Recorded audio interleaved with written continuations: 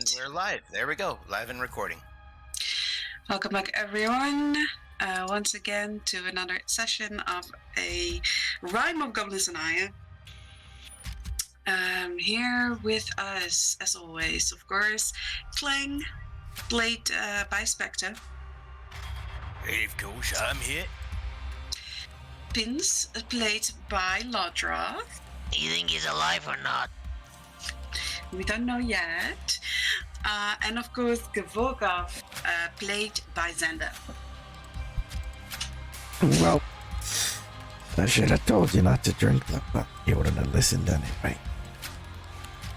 That is probably mostly true. So, You are probably mostly right there, sir. you guys had made your way to Aerodale, the capital of Aetheris, at least the east side of Aetheris. And you guys have seen the vastness of the city, the four pillars that represent the city that it's divided into. You started your journey in the Pillar of Rebirth, where you took a ferry and actually went into the canals under and inside the city, where you met up with a little goblin called Klinkle, who took your carriage from the silver box, where she gave you actually double what you were owed, asking you that there was absolutely no problem. You guys took the reward and she took the carriage, and she has told you that the silver box had recently spoken to her, saying that they were very satisfied with the work you've had done, and that if you were interested, they would definitely hire you again for follow-up. One of you seemed to annoy her less than others, which was Pins, who struck a little conversation, and after a little prodding, Klinkle said that she liked to spend her time after work at the Debtors' Knell, which was based in the Gate, another pillar of Aerodale. And you guys had to go to the Debtors' Knell because Pins also, you had learned from your captain, Lady Anne, that she had a contact that she'd rather not have you talk about, that often would be at the Debtors' Knell. And so you guys met up with the twins, you went there, and you discovered the strange, really kind of dark, confusing, maze-like interior that represents the gate. The twins took you downstairs and in hallways, winding places to a stone door that represented the carving of like a hooded figure, like a geist almost, that was holding a lantern in which the lantern was burning a bluish purple flame, and there was a voice that came from it, and Gira gave a certain answer, and the doors opened, letting you into a pretty dark looking tavern, where you met a drow bartender who helped you guys, asking anything you needed. Pins, you knew the password, a certain phrase, certain drink you had to ask for, which you did, and as you did order it, the bartender actually went behind him, opened a very secured sort of safe, took a drink from there, gave it to you, and sent you off to a certain booth. At the same time, Kling wanted to have the strongest drink possible, which he promptly took and slammed backwards. He fell back, knocked out or dead, not 100% sure yet, and that is where we left off. So, you guys find yourself in a bar. I will move you guys back to the gate so you guys can have a reminder of what it looks like.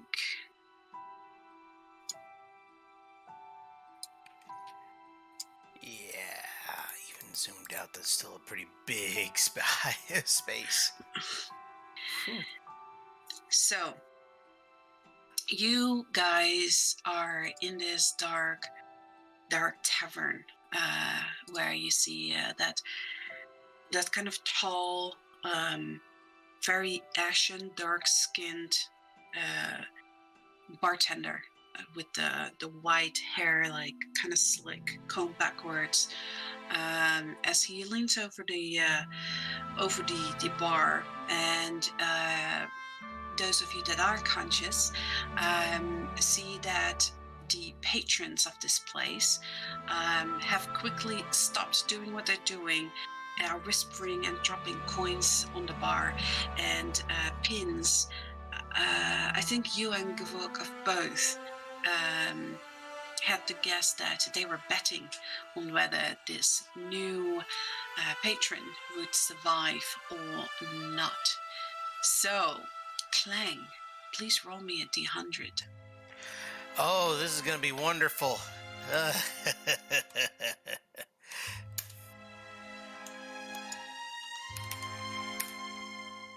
55. Oop, that is the... Right down the middle. Clang, as you slam this thing back, it hits you like a storm ram. And at first you're like, oh, this is some strong stuff. Everything goes black. You fell backwards. You guys hear like the heavy clanging of armor. As you look back, you see that Klang's eyes roll back, into his eye sockets. And Clang, the world is just a dark place. Everything goes silent. Yeah, so normal then. You've been knocked out by booze before. Everyone Never had else, one drink. Never had one drink. That's weird. Everyone else is looking at Clang. He is not moving, and his lips start turning a bluish purple as the bartender leans over the bar and says, "I guess we'll know in about 5 minutes or so." And you see this wild smile of his kind of thin lips as he looks at you, Gavolkov, and he says, "Before I put this back, you sure you don't want some tea?" After I saw that happen, yeah. I'm sure I do want some tea. What are the side effects of that drink he just took? I think he said death last time. It's different for everyone. It depends on how strong the will and the character. I mean, not all our drinks do that, obviously. We have many patrons. So, what's it cost to post job listings in this place? I wouldn't count Clang out too soon. He's very stubborn. Probably too stubborn to die, too. Yeah, There is no phantom claim. Can we like drag him to our booth or whatever? You guys can definitely do so. You see the bartender does lean over and he says, you probably want to put that somewhere else so that the other customers aren't bothered. But please, in 5 minutes, let us know whether he's dead or alive. Our patrons so love to bet. Are we gonna get any of that bet if he survives? Well, did you place a bet the moment you drank? We didn't know there was bet. Yes. Well, then I suppose so. And he sort of like points sideways, and you see a lot of people have thrown coins on the bar, and you see a very large man with a mask, and he's wearing kind of like almost like a suit, and he goes around and sort of like shoves all those coins into a hat as he goes around. So you can assume that that is where the bets go. Will Clang beat the dead pool? Find out next time. What are you doing about now is next time? Yeah, I'm gonna put some gold in there, yeah. That's happening. So if you walk up to this big guy, he'll look at you and he'll say, "For or against?" Hey, this is Clang, he's gonna iron something, he's gonna wake up. How much? If I look at what people threw at the betting pool, I guess it would have been more satchels than anything else. It's really hard to see. Some people just threw gold coins, some people throw you see some purses as well. But Okay, at this point, everything is bundled up. Can I, when they started betting, can I determine if the ante here was like a couple gold or a couple hundred gold? Roll me perception with disadvantage because that was not your focus. Yeah, you're not Clang. Yeah, Clang would have heard with perfection. 25, guys, still good. You know that the ante is pretty high. It would be more around like a few hundred, 200 to 500 perhaps. Yeah, I don't want to know like too much. I just want to know if like he's collecting handfuls of coins or like purses. So yeah. In that case, I would put 300 because that's how far he can count. Okay. Oh, Does damn, you can count pretty high. does No, it I look mean like that's they, how far Klein can count. He can count 3 times 200. does it look like they yeah. mostly bet against Klein? That you don't know. No, I don't know. Okay. Gav's gonna walk up to the guy. He's gonna say, "What are the odds looking like?" The guy looks at you and he repeats, "For or against?" You know. What did you bet? Ken, did you bet for or I bet against? that Clang, the Iron Stomach, would wake up. Okay. Gav's gonna grab a pouch, a sizable pouch, and hand it. I vote for. You'll make it. Very Hero. brave. And he holds the head out and you drop it in and it seems to just disappear in sort of the shadow of this head. I handed him 5,000 gold pieces. 5,000 gold pieces? Yes. Okay. You see the head go a little like sinks a little, like as your pouch drops in there, but you can't hear it fall in there and you can't see it anymore as it falls in there. Unconscious Clang twitches. Yeah. So Money. and he says, all right, you might want to clean that up. And he like does like a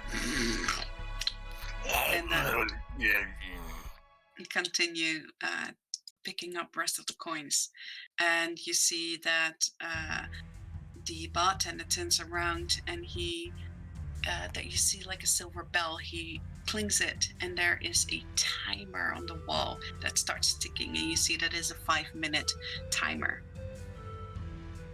Alright, you take his legs, I'll take the... Oh shit, this is heavy. How No. How the hell does he carry this around all the time? At least this one bathes like you do. We carry him to the booths that we were assigned. All right, so you were assigned a booth, and where you remember half the curtain is open. You see that that Gira is leaning against one of the pillars that is in between the booth you were assigned to and another one that is closed. And you see that Imran has slid into the booth and is leaning backwards, and he seems to be looking at someone and nodding, while his eyes seem completely focused on the person that he's speaking to.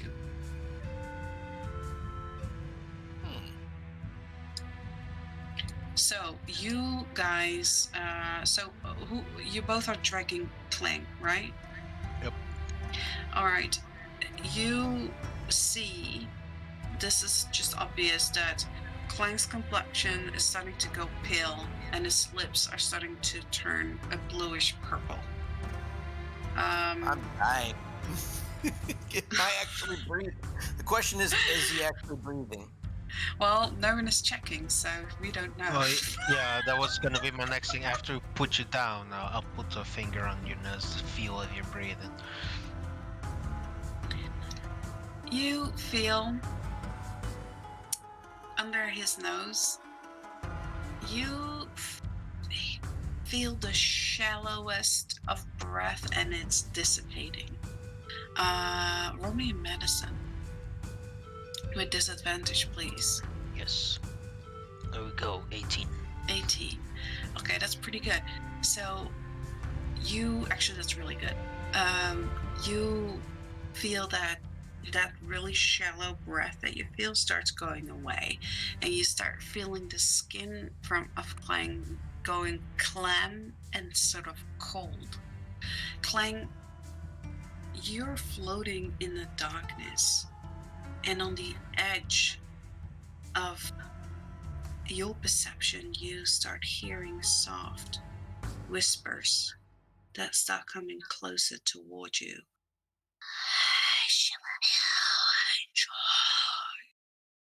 And Damn it, I didn't realize a drink would actually do me in. but you feel an awful pain. You feel your body stiffening and getting cold. Nothing about this feels pleasant or nice.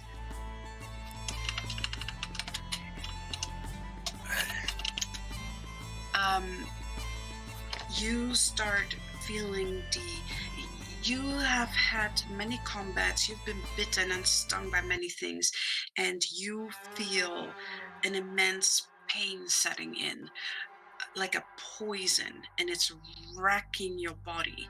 It's as if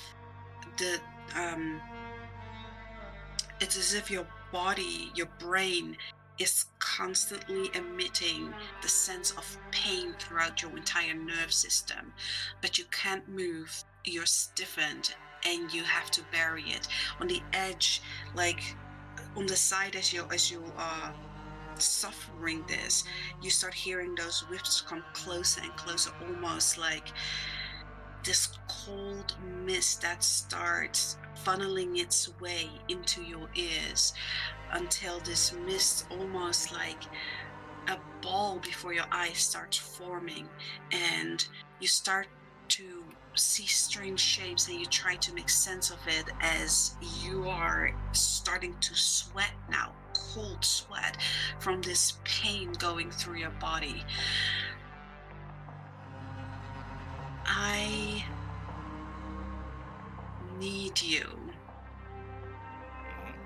to tell me 2 things you deeply believe in for your character. Good and evil. One good, one evil. Okay. Good. Wait, do you want me to message that to you, or do you want me to? You can message that, say yes. out loud? If you want that privately, you can message it to me. Otherwise, you can say it out in the open. It's up to you. You know what? I'll go ahead and message that to you right now here. If you want to go ahead and let the others go Yes. for a little bit more here. Absolutely. You can hop in the secrets channel if it's easier to say. That's okay too. You can write it whatever you want. In the meantime, you guys start noticing that he definitely starts to get paler. Like I said, his skin starts to become clammy and cold, and you start losing his breath. You are getting closer to this booth as well as you're dragging, and as you're moving closer, you start hearing sort of a raspy, almost gurgly voice, very softly from the booth. You can't distinguish the words that are being said. You just hear really softly that Imran is answering every now and then. And that Gira has a serious look on her face. And as you get closer, she looks at you, Pins, and she says, "That doesn't look like you're going to win your bet this time around." You know, he's come back from worse. I think, right, Gav? I don't know. Usually we can help he's them. really looking really bad. You know, I'm not really the doctor of the tribe, and I've seen dying animals, and Clank is pretty much one right now. Oh God, maybe I shouldn't have bet so much. He's gonna grab Clang by the collar and slap his face. Yeah, that's counterproductive to what we're trying to accomplish, I think. I think you're not wrong. Hey, Clang, if you can hear me, you still need the Babugada. You're not allowed to die, alright? I'm still technically the favorite too. That's right. Oh God. Clang, as you are drifting in this darkness and the pain, it feels like the worst nightmare.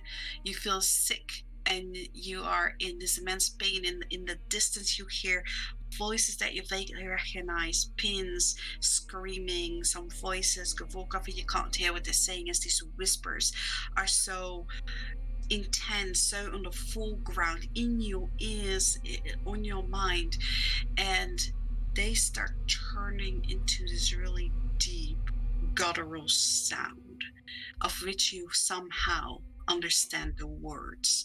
It's a weird sound, and it in some way sounds familiar to you, as it's making heavy, almost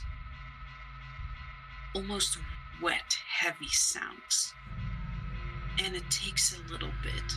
And as these strange sounds twist into your mind, into an understanding, you come to recognize what this is. These are the sounds of the Great Blurb.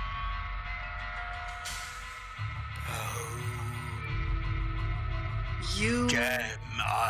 is definitely dead because the blurb has come to claim me.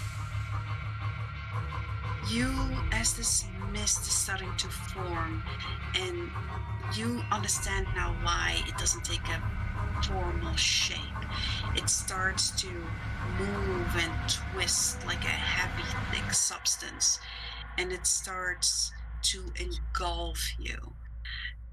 You open your mouth to say something and to answer, and it starts sliding in there, and you start feeling it become a part of you.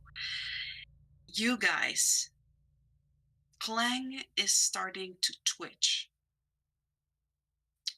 almost like he's choking as well. And Gira says, Move him on his stomach. That's not good. On his side, I mean. Just flopping like a fish. Oh God.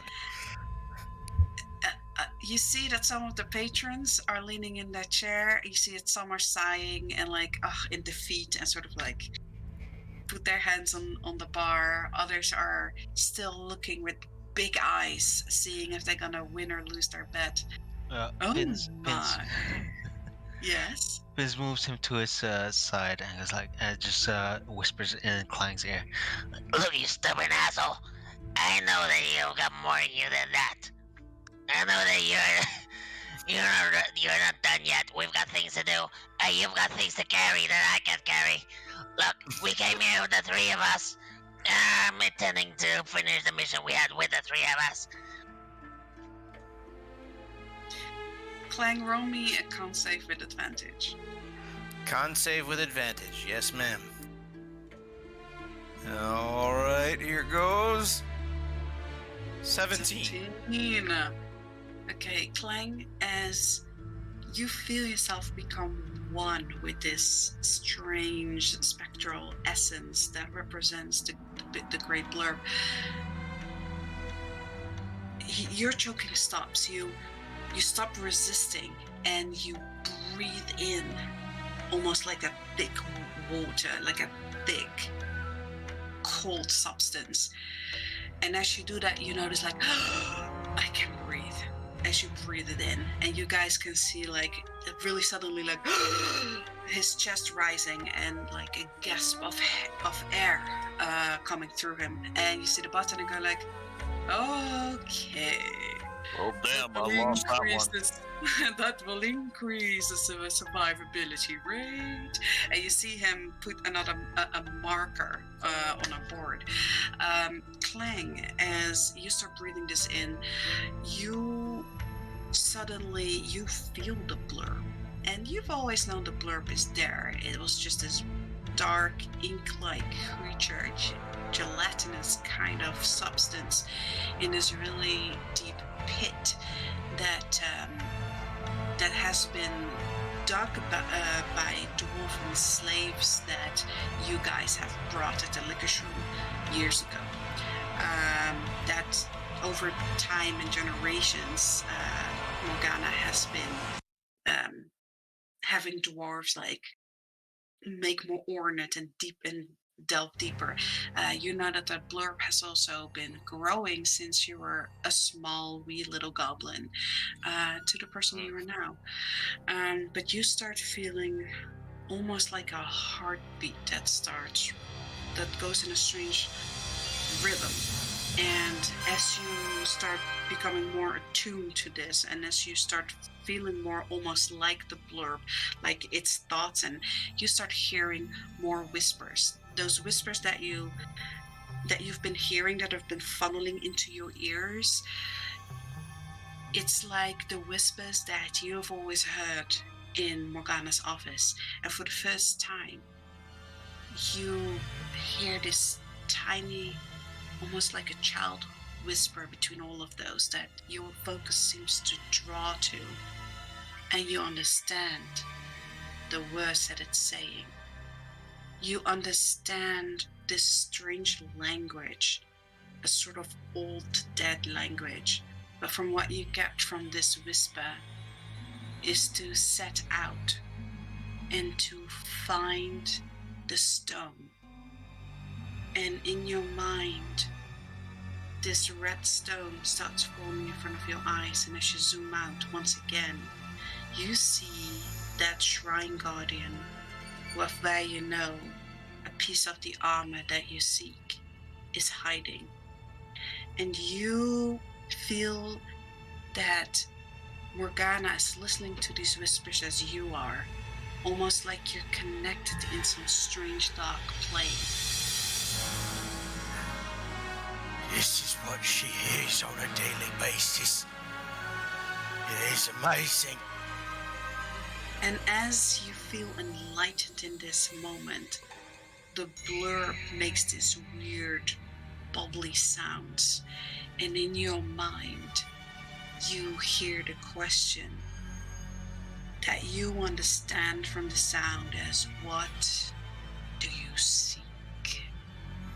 Why do you seek me out?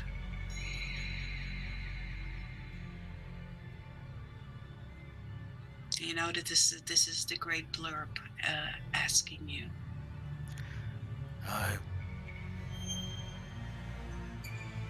doubted myself. Once, honor. More than what I has, and to bring honor to those that I serve. In honor. To And our who home. do you serve? Is the question.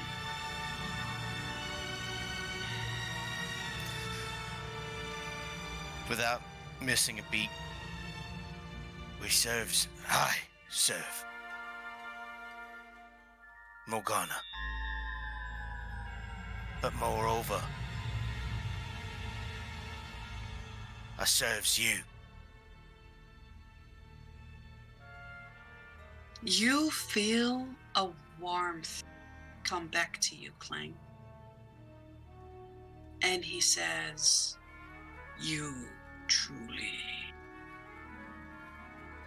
seek honor for my sake. I do. Then I will guide you. And you feel that whole coldness, like that breathing in of that substance, like recedes from you. And you start waking up, but you feel a sense of power left on you, and it's more like as if you're, instead of that unconsciousness and that pain immediately starts dissipating as you say that, and you feel touched by what the blurb is. And the blurb is in your mind no longer this weird shapeless substance. It is a warm being that has a connection to you, and that you feel has some strange, deep, almost spiritual level connection to you. And you still feel that essence, even if that when that leaves your body comes back to a normal temperature. You guys that are tending to Clang, you start seeing that this cold sweat that he's broken out to starts leaving a little. His skin becomes back to his normal healthy green color as his body starts warming up, and his breath becomes more even, less shallow. And Gira looks at you and she says, oh, maybe I should have bet. So he There's is the still power of Morgana for you. he is still unconscious, but it looks more like he's in a deep sleep right now. Clang, you also distinctly feel that as you were battling for your life, that somehow this voice echoing in the back far, drifting far on the edge of the whispers, was Pince's voice that said something that gave you courage to break through this fever. Do I also feel sore cheeks from where he slapped me? That wasn't me. You definitely. Oh, that's as right. you That was Gav. That was Gav. as you're like more go from unconsciousness into this more gentle sleep, you definitely feel like a bit of a burning on one of your cheeks. Tiny fist. Soft hands. See, very soft hands. Never seen a day of work in his life. You see the big man, like after you hear like a really soft chime, like a silver bell chime, same as the one that was around by the bartender. And the big man starts making it with heavy footfalls, starts making his way towards you guys as you have dragged him close to the booth. And he basically, with his thumb and his index finger, he takes like that tiny wrist, and you see As he approaches, Yeah. Princess says, Hold your wolves. He's not dead yet. Just saying. time's up. All right, well. Stop placed. We're checking. And he takes that tiny wrist. You see a soft sort of glow come from his hand as he says, he gets up and he says, still alive. You hear some groans like, "Oh, damn it!" And you hear some people, "Ha ha ha ha! What did I say? You always bet on the goblins." And 100% survival rate, bitches. There goes 40. There goes 40 gold out of my pocket already. Hoping And you die this time.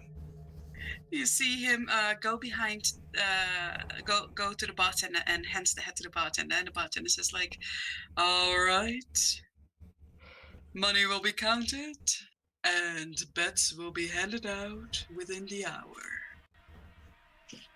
And he nods in the direction of you guys. Clang, you start Yes. waking up. Oh. Why am I on the floor? Clang, I'm really Clang, sorry you're to say, Clang, alive. but you died. Who the You Well, almost if I lost me died, a lot of gold, Clang. Okay. I was just kidding, you stupid bastard. Why did you just... You could have at least waited until we were in the booth. Or at least you got a freaking iron stomach. Good for something. Get up!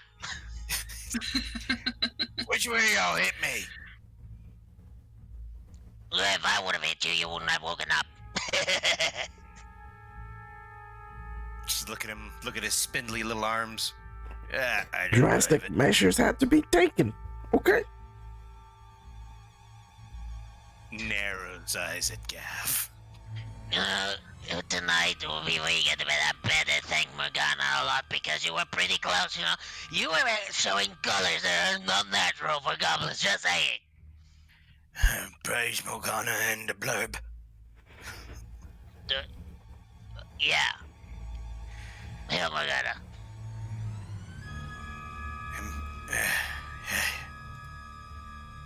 Oh. Fellas, that's a weird experience, and I, DM, I do still feel that connection to the blurb, right? Absolutely. And you have some kind of insight, like a light went up in your mind, where the blurb is no longer just this weird, shapeless thing that just makes sounds and is a mindless thing. This is now an intelligent kind of being that you feel a connection to. Boys, I think I might have had a delicious experience. What? Was it Goblin Gav? Just I- making sure I'm not becoming I deaf. don't know. I think he's having a Yeah. stroke. Are you okay? Hold your hands above your head. I just picture these guys trying to raise his hands above his head, just like no. It's. I feel like I've reached enlightenment. Like my brain is connected back home to the heart of the village. Like I'm ones with the blurb. Oh yeah, I think this is probably common with near-death experiences when you almost get eaten by the blur, but we're nowhere near the blurb, Clang. No, I can feel it. It's there. Yeah, Gav, do you have like any restoration spells or anything? Because I think that drink may have affected some of his brains. Trust me, I wished a long time ago that I did. Alright, well, how are you feeling anyway, Clang? You know, apart from your delusions, are you alright? Can you function? Motor functions? That's a good question. I punch Gav. Oh my god! Clearer than ever. You feel almost like when you hit something that it feels unerring. You have advantage on your attacks. So when I punched Gav, I punched Gav. God. You definitely punched him. You punch them hard. Okay. And now leave that for the bedroom. That came out wrong. Gira, no, that came out wrong, Gira. All right, let's just sit down, Clang. She goes and like, all right, just as I remembered. Time for giggle fits. Okay, get me off the damn floor here. All right. Yeah, I help him. Sorry about that. Oh, why? Feel a little bit different than before. I do want to look at him over at a cursory glance, not being a doctor, purely as an unprofessional, to see Yeah. if he Field seems, what's it called? At best, Like feel there, with his head there, like not a concussion. He look when you look into his like, roaming inside. Sure. So 16. When you look at him, he actually looks really clear in the eyes. Clang tends to have kind of like a dull look in his eyes, kind of a vacant look every now and then, especially when you guys talk about certain things that he doesn't seem interested in. That is not the case. He seems more focused than you've ever seen him. You just look at him closing and opening his fist, looking at them as if it was the first time he's ever looked at his fists. Okay, Goku, calm down. Yeah. What the hell is it? Pins holds up a sack of 10 coins. Like, Clang, how much is in this? and he clinks it. Clang, Precisely 10. you feel like you can count. Oh, What? shit! And as you ponder this, you can at least count twice as much as you could before. The fact that 6. he muttered the word 10 should be enough. Alright, you know what, Gab? I think, on first glance, he's fine.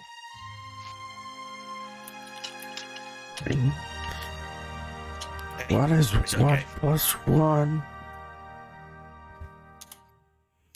It's 2. Oh my god, we gotta get him more of this drink. I think he just cured to death. I'm not sure if that's maybe tomorrow. So whatever's going on with Clang, you don't know whether that's temporary or permanent, but at least for now, he seems A-okay. Yep. Why are you looking at me like I'm weird? It's You've just- been out for 3 hours. No, it hasn't. Sun hasn't moved that far. It's just been 5 We're minutes, inside the but building. it's the most wonderful thing not to be the only smart one in the group. I'm not that smart. You know, me and Shadow take offense to that.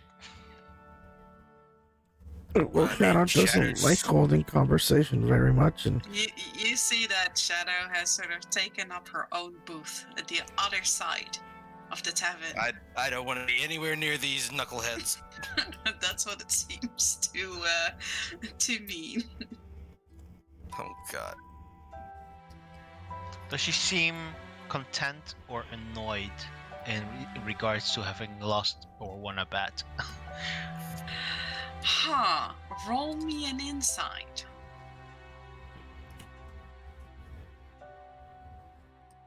Ooh, good question. Good question. That's a good insight.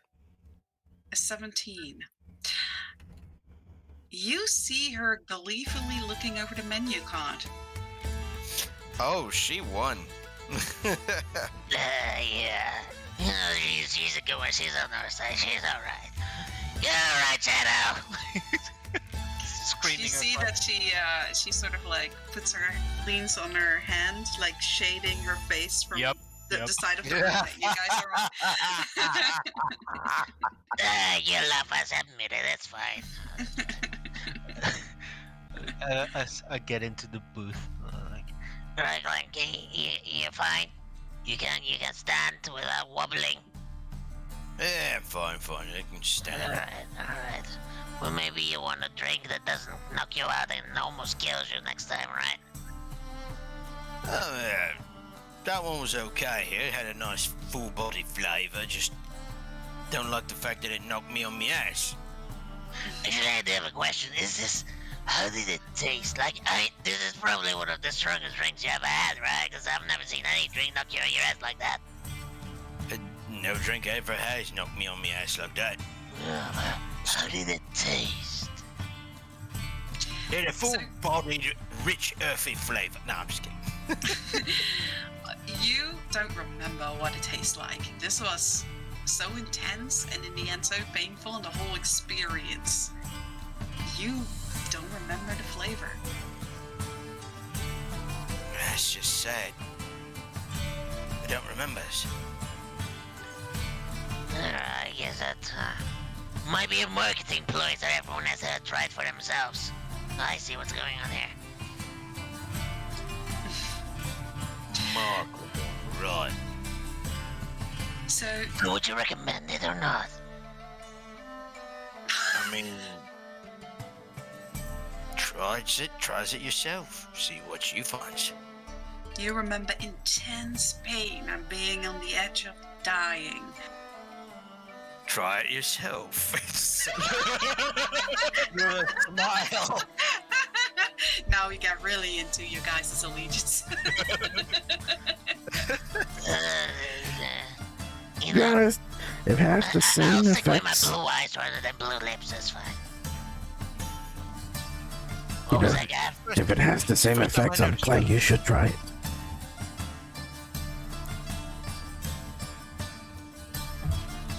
I wouldn't say no to a third smart person in the group.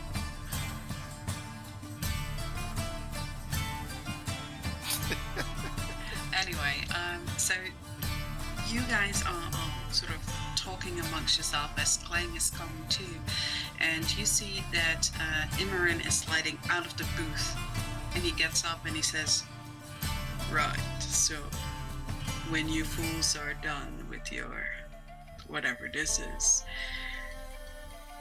I will put up your serious face before you go in there." But he seems in a, and his hand sort of wiggles, sort of in an okay mood. But he looks at Gira, who nods at him, and the two of them move over to the bar, where they take a seat on one of those, on one of the stools. It's finally our turn. Whoa. Yeah, I Right. guess it is, yeah. Yeah, alright. Let's go. Slip into the booth. Okay, so the moment you put your leg over the edge and basically to go into the booth, you feel like immediately the atmosphere and the temperature of the room shift. It's cold in there. So you slide in, and it almost feels like everything is a little bit slower. Not in slow motion, but enough to put you off a little bit. Almost like wading through water as you slide in. And as you take your seat and you look at the person sitting on the other side, you see in the darkness, the first thing you see is two blue eyes, and one of them is emitting a strange light that is almost like a mist coming from the eye. What is the rest of you doing? Sitting Well- down. Definitely gonna just sit down in the booth at the very least. I know that probably not invited, but at the very least, hee hee. Yes, so all of you slide in then. I'm going to set Ikemale as well, as he is going to be here soon. So the four of you slide in and you all feel the same thing. The moment you set your foot over the threshold, basically, of this booth, you start feeling the temperature grow cold, clammy, and everything slows down a little bit.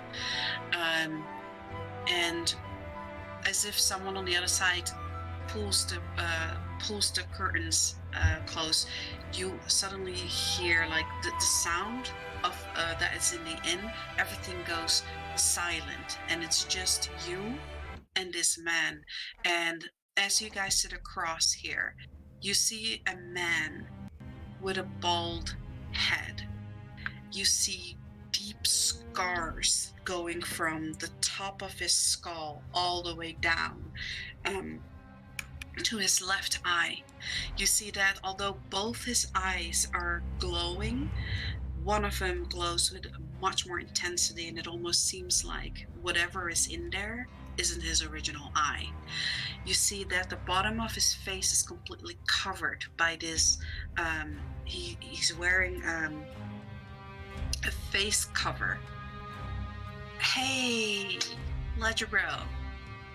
Hey, I can finally get rid of this too pretty to be here stuff. Welcome. Hey, Ledge. Let's wait. Hello. Sorry about this. No problem. Let's No wait problem. a little second for Letch to settle in before we can continue. So I will go ahead and put us on the break screen here, the BRB, and we can get Ledge caught up on where we're at so far. In fact, I'm gonna go check and see if I can find some food real quick. Yep, go ahead. Letch, you guys make your way to Eridil, where you manage to make your way to one of the four pillars, which is the gate. There are four pillars: the pillar of rebirth, the pillar of life, the gate, and the pillar of ascension. You guys started at the pillar of rebirth, and you've made your way to the gate, of which some say is the polite way of naming the pillar of death, which is this gigantic structure of all kinds of buildings, like built into each other, on top of each other, and a lot of the architecture is inward. You can see an example picture on the screen of what the pillar looks like on the inside. You guys make your way to a tavern called the Debtor's Knell, where you were told to go and order a special drink to find a contact that supposedly used to be a member of the Hunters Guild before people called for his execution, who Lady Anne was in charge of doing, and for all intents and purposes, she did, only she didn't really kill him. And she has asked Pins not to divulge any information to anyone that she didn't in fact kill this target. But everyone has slid into the booth, and the curtain is closed. These curtains are enchanted with silence magic, so every booth is completely sealed off, and everyone can discuss things in private. But everyone, all four of you, have just slid into the booth, and now get your first glimpse at this man. And so just let me know when you're ready. Okay. I am back, and I just need to log when we're going back. Also, was Clank a almost little- died. Oh yeah, did you gloss over that? Yeah, she glossed over that. That's horrible. Yeah, well, on the bright that side, I was had a religious experience. that was a lot to go through in a very short time. I think Yes, I'm sorry. If you want more of the details here, I mean, I think Again. I forgot half of it already. Yeah, don't worry about it. We'll refresh you if you have any questions. That's okay. I think we just need to wait for Lotna to be back. okay, I have to wait for the food to be ready here. We're still working on it. All right. I don't think I've actually. I didn't do any of the loot I got from the carnival either. Oh, you got it, and we have handouts. So since we're waiting right now, Yeah, I'm actually looking through that. yes. Because let me see here too. Handouts. Magic items here. Candy Carnival. So these are yours. These are the Arclight gauntlets. This is your first set item piece that you've gotten.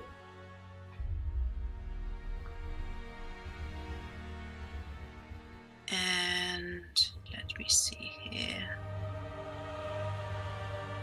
What else was it? Oh yeah, and you have of course the onesies. You have one of those as well. Yep. And this is your tankette, of course. By the Which way, is now filled with really good booze. yeah, which is filled with like a very strong, very high quality scotch-like drink. Yep. And then I had the wafer shield. Yes, that's this one. Yep.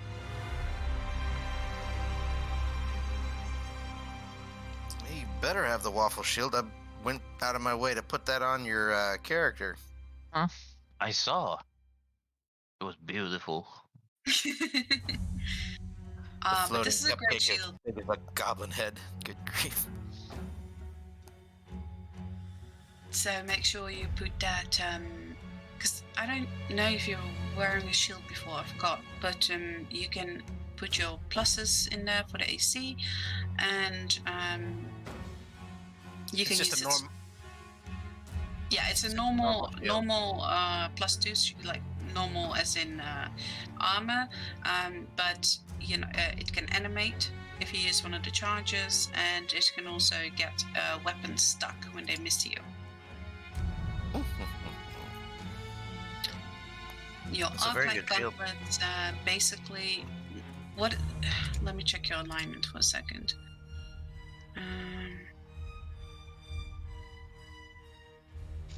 Did you also add the 1500 gold from the silver box? I mean, Probably hasn't yet. I am chaotic good, so it all checks out. Yeah, so that means that you actually get an extra attack, an additional melee attack whenever you attack the same target.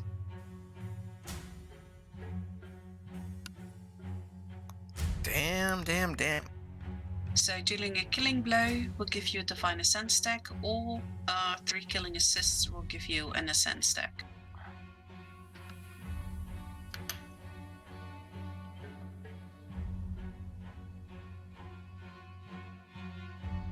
Oh, so Lard is back. Okay.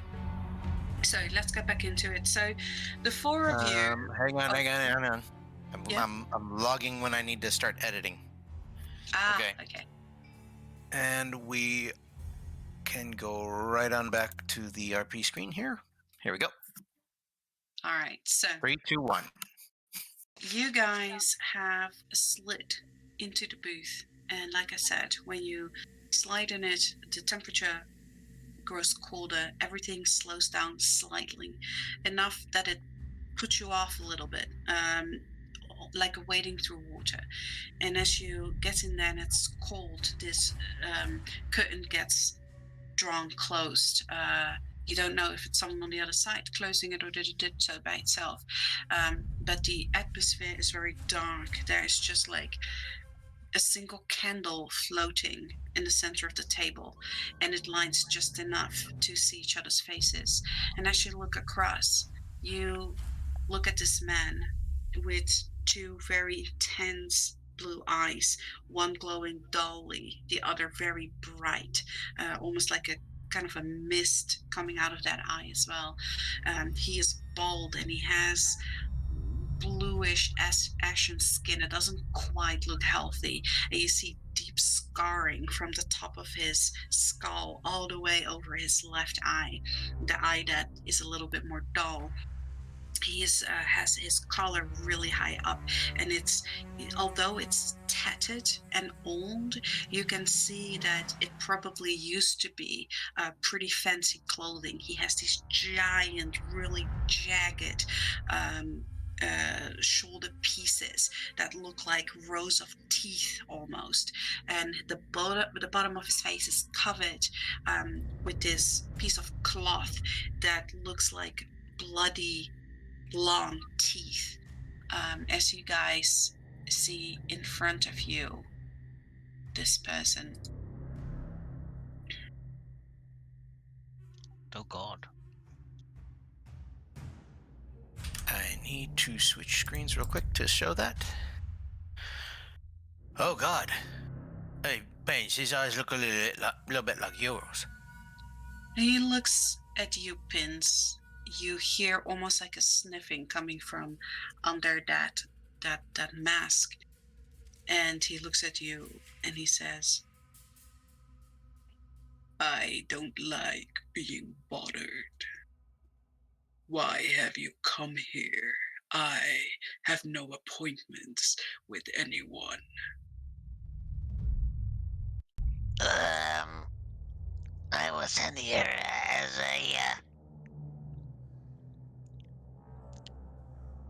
because we need some answers regarding a very, very large werewolf. And I think the fact that you're sitting here was partially a favor of that.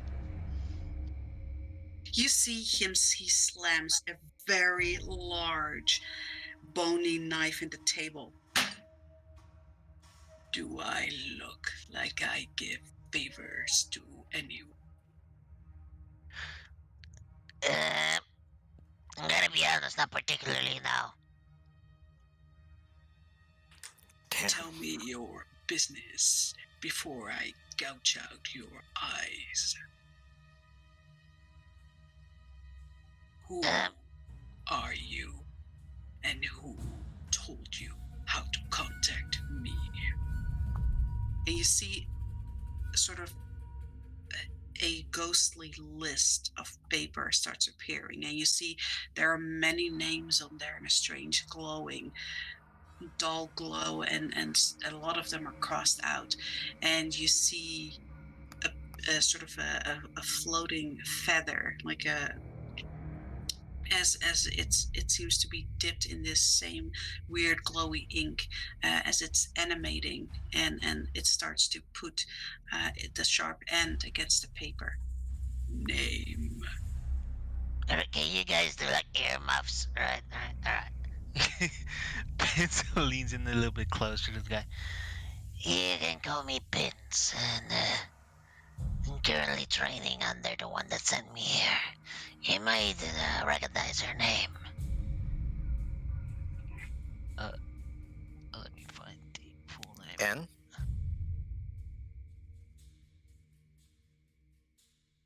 As you lean closer, you smell brine, salt, like the ocean, really strong on this guy. Do you remember Mr. Andromeda?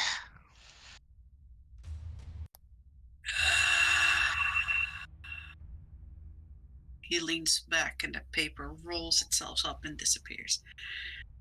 Of course. You tell her that this makes us even.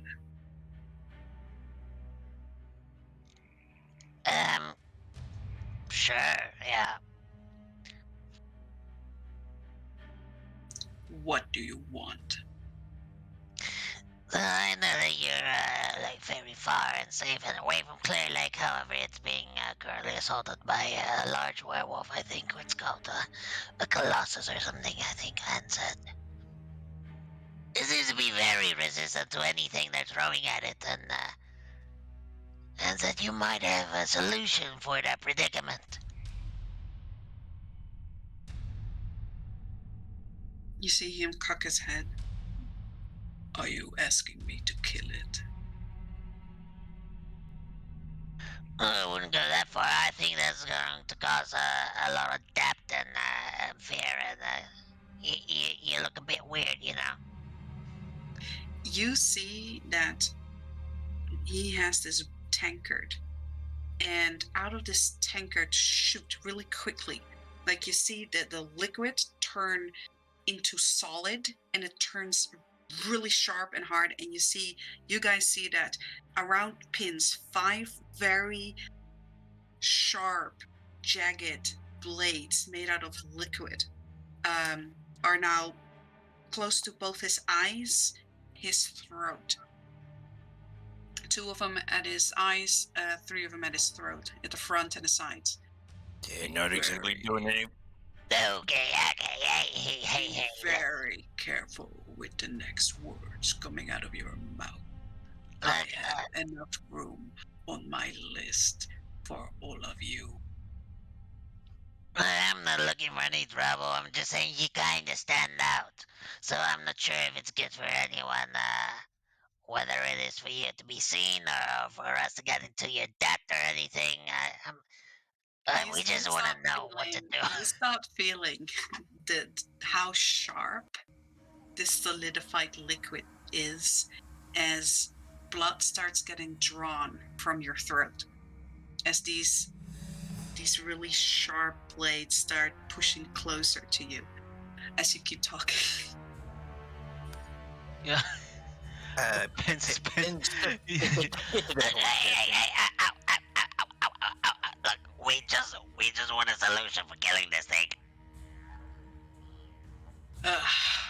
Fine. And the blades sort of like fall on the table back in their liquid form, and there's now splotches of whatever he was drinking on this table. You hear again a silver bell. And you look up, and it's attached to the side of the wall. Dinner.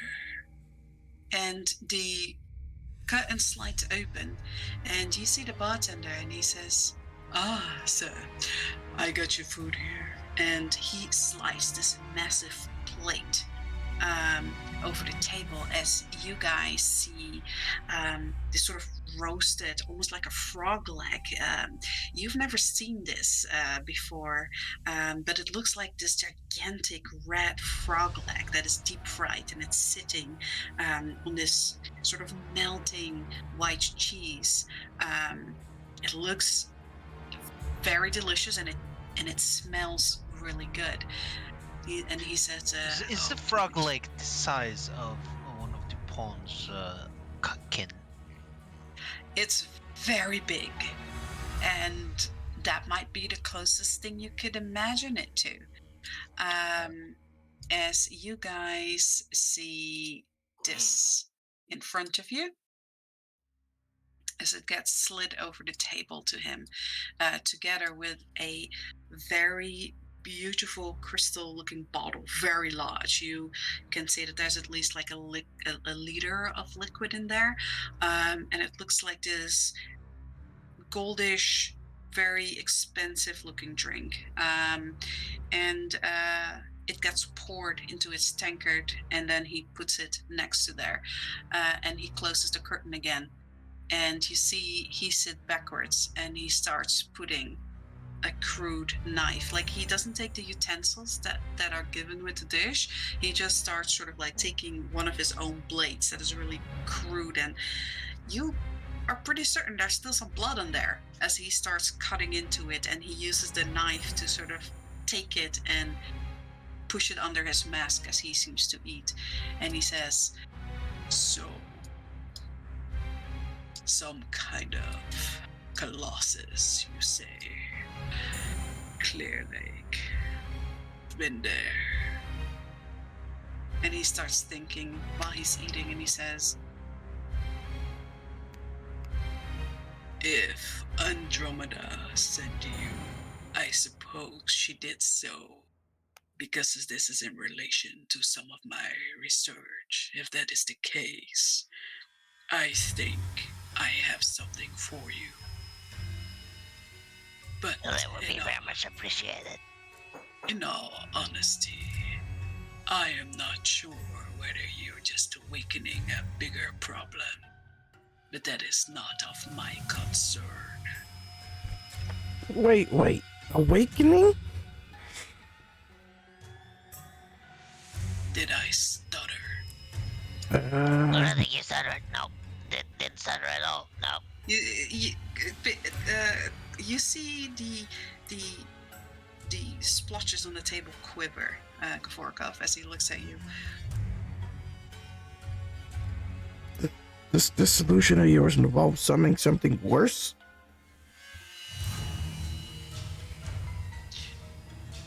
Does the god of fright sound worse to you? It sounds pretty terrifying, to be honest with you, but I don't know how much worse. I've never heard of a god of fright. Is that bad? It sounds bad. Well, it depends. He leans back and he says, you know what? As he points his knife at you, dripping with food, and it kind of makes all of you hungry. He says, I will give you the information, but I need something in return.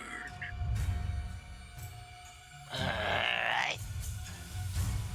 There is a place, a town beyond my reach, where the salt water doesn't run. I need something from there. You get it for me, and I will get you the information.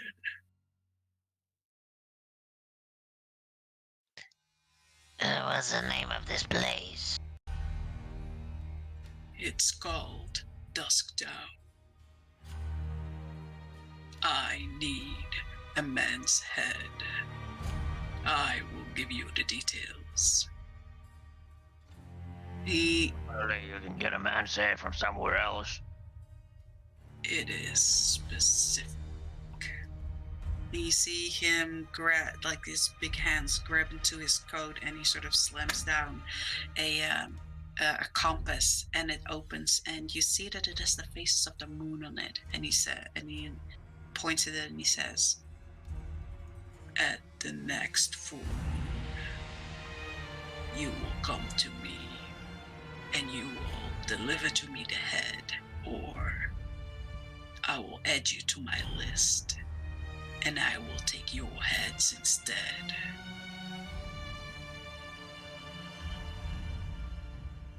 So, who is this guy Right, I we like what my gotta head is. shank? Yeah, so Dusktown, is that anywhere near the, What was the swamp we were going to? Blackmare? The Blackmire. is that anywhere near Blackmire? No, if it was near the Blackmire, I could get there myself. It is deep in the forest, the other side of the frozen ridge. Where is the frozen ridge? So let me move you guys to the Aetheris map. So you guys are currently Yeah, we're like right over here. yeah. Ish. We're here at the gate. Yeah. for Well, some reason- currently we're over here. Because we I took can't- a ship. I can't. Let me reload because I can't interact with anything for some reason. Are you on the right Um, layer? Yeah, no, I checked actually. I don't know what happened. Let me see here. Okay, I can't use the ruler, can't use anything. Okay, whatever. But you guys are basically. This is so weird. I don't know what's going on. Try right and left click. Maybe your button's stuck. Oh, what the fuck? No, it's weird. I don't know what's going on. It Okay, but must be an update that we've not moved over to. that's a possibility. Yeah, I had to do the update for the VTTES Okay. a little earlier, so. All right. Well, you guys are at basically at the Aerodale Barrow. You're at the top pillar now. On the left side, do you guys see the mountains, which basically you came from? These? I can't even see it when you guys are moving over it. But on the left side of the map, where the Hero's Tomb is, the Jagged Mountain Pass. Yeah. So that's a huge mountain ridge. And is referred to as the Frozen Spine, which he is showing you. And on the other side, close to the bottom of the map, because the Jagged Spine goes almost from the bottom to the top of Aetheris. So the bottom left, on the other side there, he shows you is Dusktown. Right, so a bit south west of Deathmark Caves. Yes.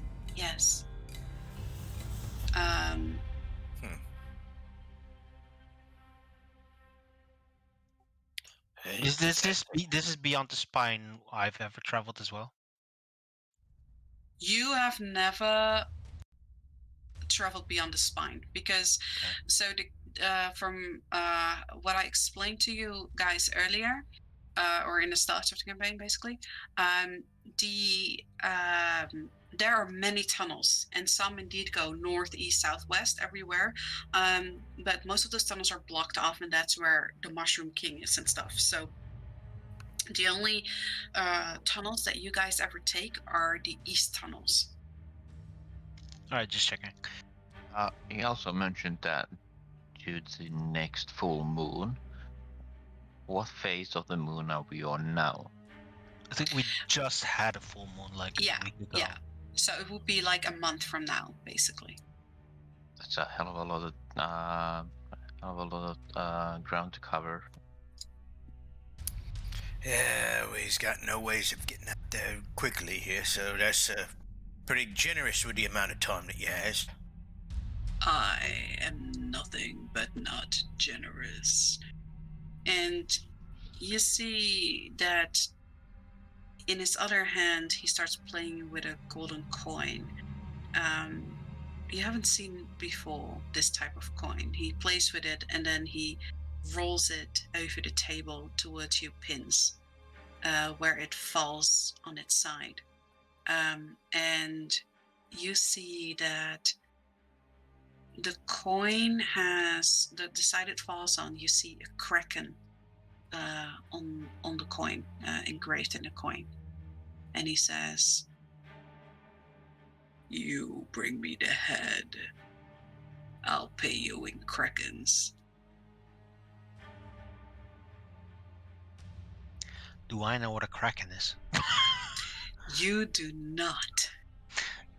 But Yeah, Clang? is that Clang, coin? you, with your affinity to gold, hear that is a very heavy, very golden coin. That thing is heavier than most of the gold coins I have. It Yeah. is. What's a kraken? Is it this thing? Is it a kraken? He holds up the coin. Are you sure you know Andromeda? Oh yeah, we met a while ago and I passed our test. I'm pretty great. He's the new apprentice.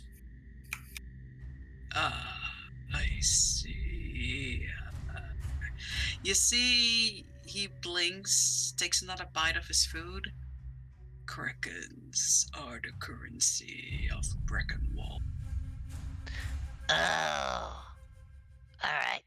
Hey, Why do they all have different coins? That's so confusing. Brackenwall is its own nation. The Savage Seas are ours. Okay, is that why you smell like brine? Like, no offense. These I said no offense. these splotches really quickly turn into daggers again, and you actually this time you feel that one of them pierces right under your eye, and you guys see it pierce into your skin. You start bleeding. You take 5 piercing damage. He says, "I warned you. Next time, the Ben's- eye is mine." Pens, when have I told you to shut up? Never. No, I always tell you to shut up. This Yeah, I is don't really listen to you. So, about these krakens. good. Yes. We're gonna die. As you're talking, like this dagger, this solidified liquid, it sort of like stays and moves in your cheek as you're talking. Yes. This money is good here in the where we are as well, right? We can use this. Depends on who you're trying to sell it to. I just don't want to be paid in currency we can spend. He looks at you. We just got to get out there anyway. That's true. We need to go to Brackenwall. That's fine. Well, we need to go to Brackenwall now, not in a month. So. You're not very bright, are you? No, he's not. I'm pretty dusky and gloomy, yeah. He switches his attention to you, Clang. He says, "You, bright one." He looks you over. At least you look like you have the biggest survivability chance. Survivability, yes. Smarts, probably not. That would be the one that's trying to look over the lip of the table over there. What he points to Gav. Yeah. The tiny one. He looks at you and he slowly shoves that heavy crystal bottle towards you, sort of inviting you to drink. And he says, "All right, if we have a deal, you get me the head. I will give you the information, because I would like to eat in peace." Alright, are you gonna give us like the information now or like in a month? Because I don't know. Yeah, quiet. I just put a hand over his face. Like, be quiet. I don't want to die here today. Here we can die a little bit later, but not right now. You literally just had a drink that could kill you, and you don't want to die today.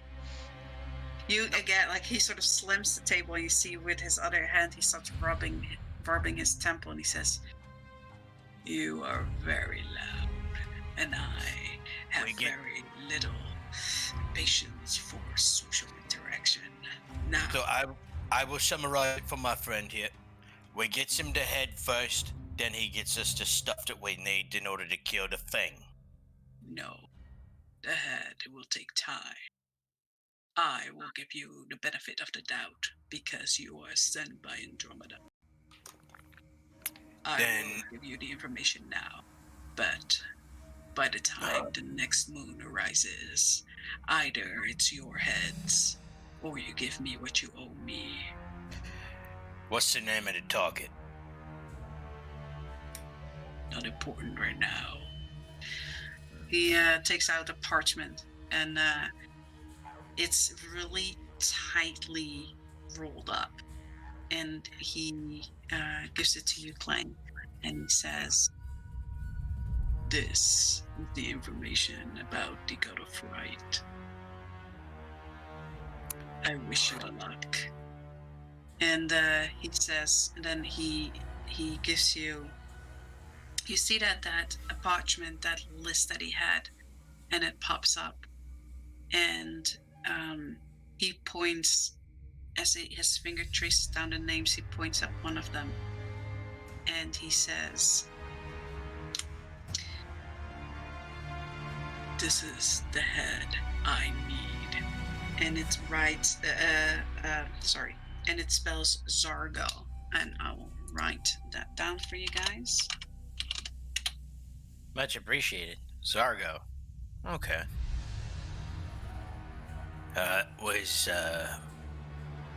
What game here? Pains? Sorry. But, Oh, yeah, no, sorry. no, I didn't hear what you said. Oh, all right. We'll go after him, and after we deal with the creature. Thank you for this. No Don't worry. thank me. And I take a dirty sock from my pack and I shove it into Pin's mouth. And he says, "Hereby you are bound, and I will find you." As now these blades retract and sort of like now liquefied in his hand as he clenches his fist, and you see some of your blood sort of seeps into his hand and gets absorbed into his skin. He looks at you, Pins, and he says, "If you are such a cute such a cute oh my god, such a good pupil, and as Andromeda is taking you under her wing, I certainly hope that this relationship might be cultivated and be fruitful. When you get to Breckenwall and you have my item, go to the Blood Harbor and I will find you." The Blood Harbor. All right. Look in your endeavors as well, sir. Right, the blood harbor in Breckenwall. No worry. I'll prove my worth. Now, one tip. If you truly seek to free the God of Fright, it loves its master. You respect her. It will probably not kill you immediately. Oh no. No. Oh, wait. Alright, noted. Thank you very much for your information and your time.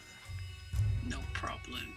Now, as he sort of gestures for you to leave.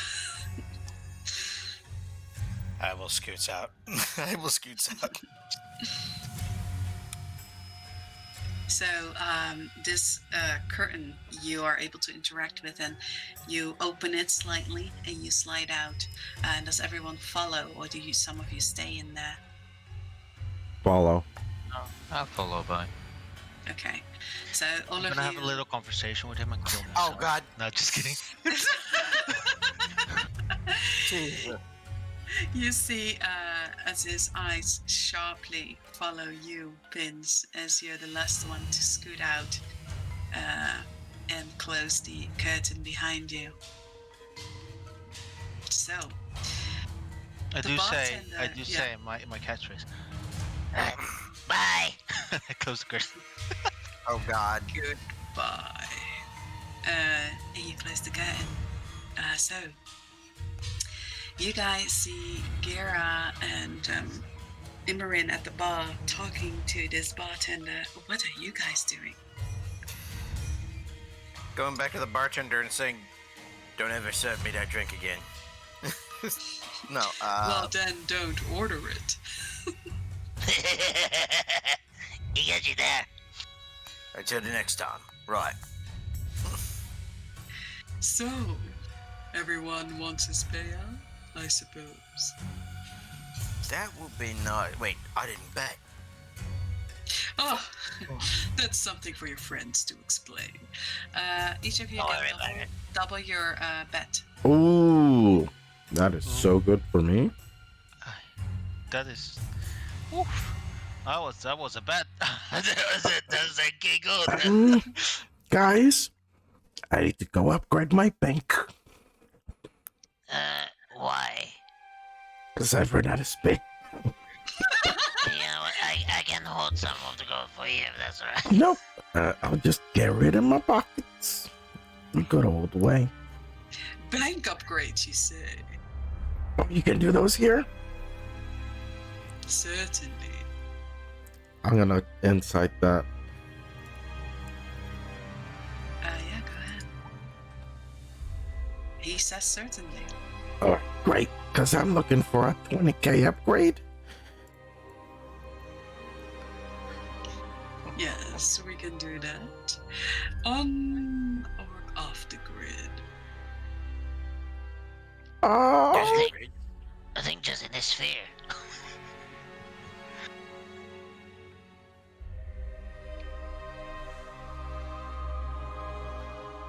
Are you a little dumbfounded, he said off. little one?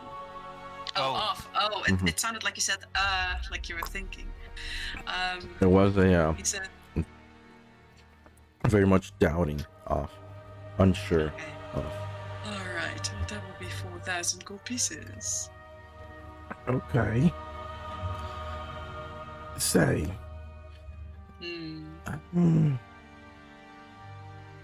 close friends with Jitriki. You have any offers for him? Jeffrey says, how is our little friend doing? So you know how he is, plodding away. Yes, well, that's nothing new. Sure, there is a package for him. He hasn't yet picked it up.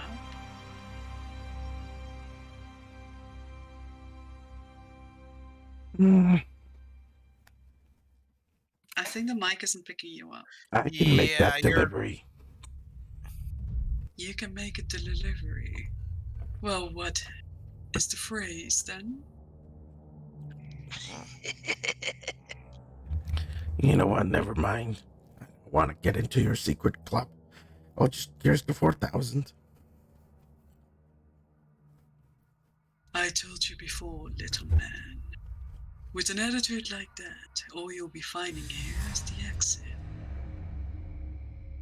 If you don't want to be part of a little club, maybe I don't want to serve you. Can I gesture from behind Gavrok and Thieves can't can I join though? Oh God.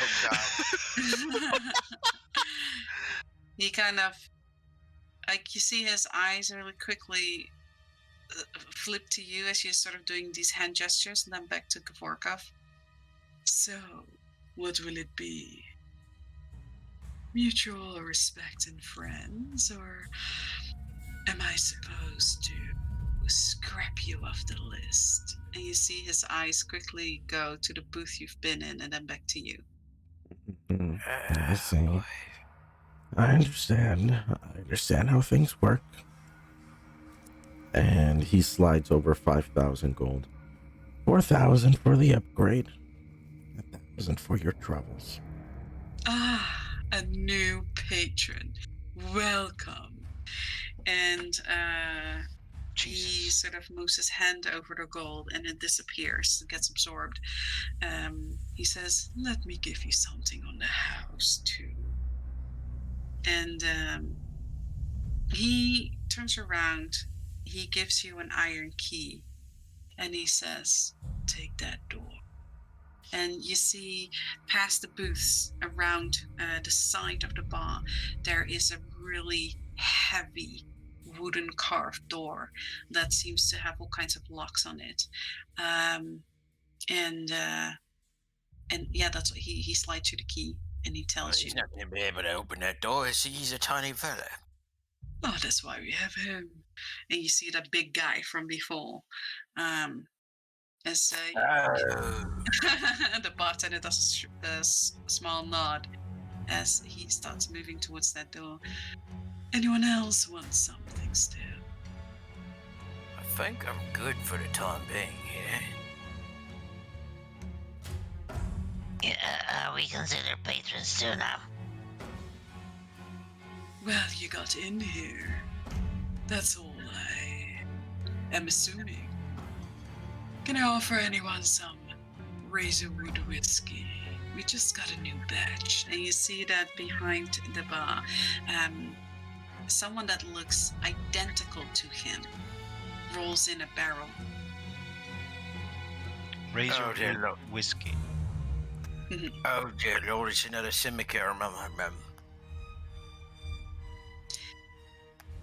Simulacrum? Oh no. And Imran laughs at you and says, you know, it's more a natural occurrence.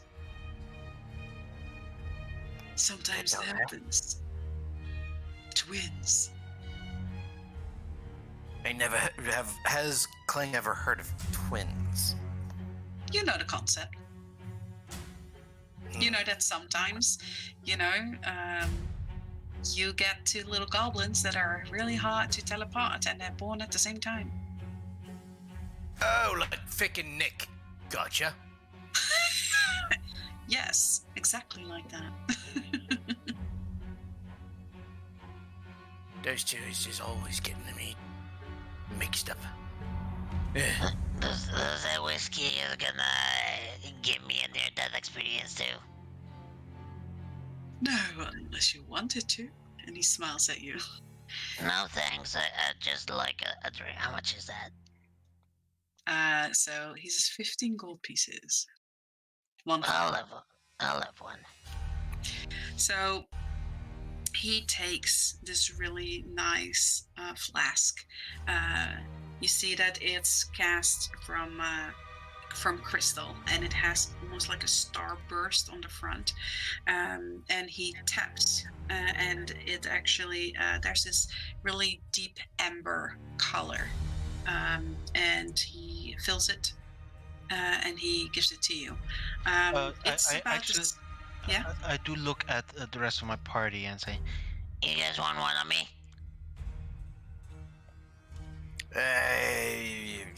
Sure. I think I'll go ahead and have a bit myself. I don't think you had one. You had to drink Icky and Gav. I was hoping for wine, but they don't seem to serve it here. Don't be a bitch, Gav. You know You what? have one too. I'll You take have one. too. yeah, I'll buy four. I'll buy four for all of us. Okay. So he Vince says, knows how to get under everybody's skin. big spender. Calling So me a he bitch. he fills Calling up you always a bitch. 4 of those flasks. They are. I had to mute myself. I was drinking water when you said that, dude.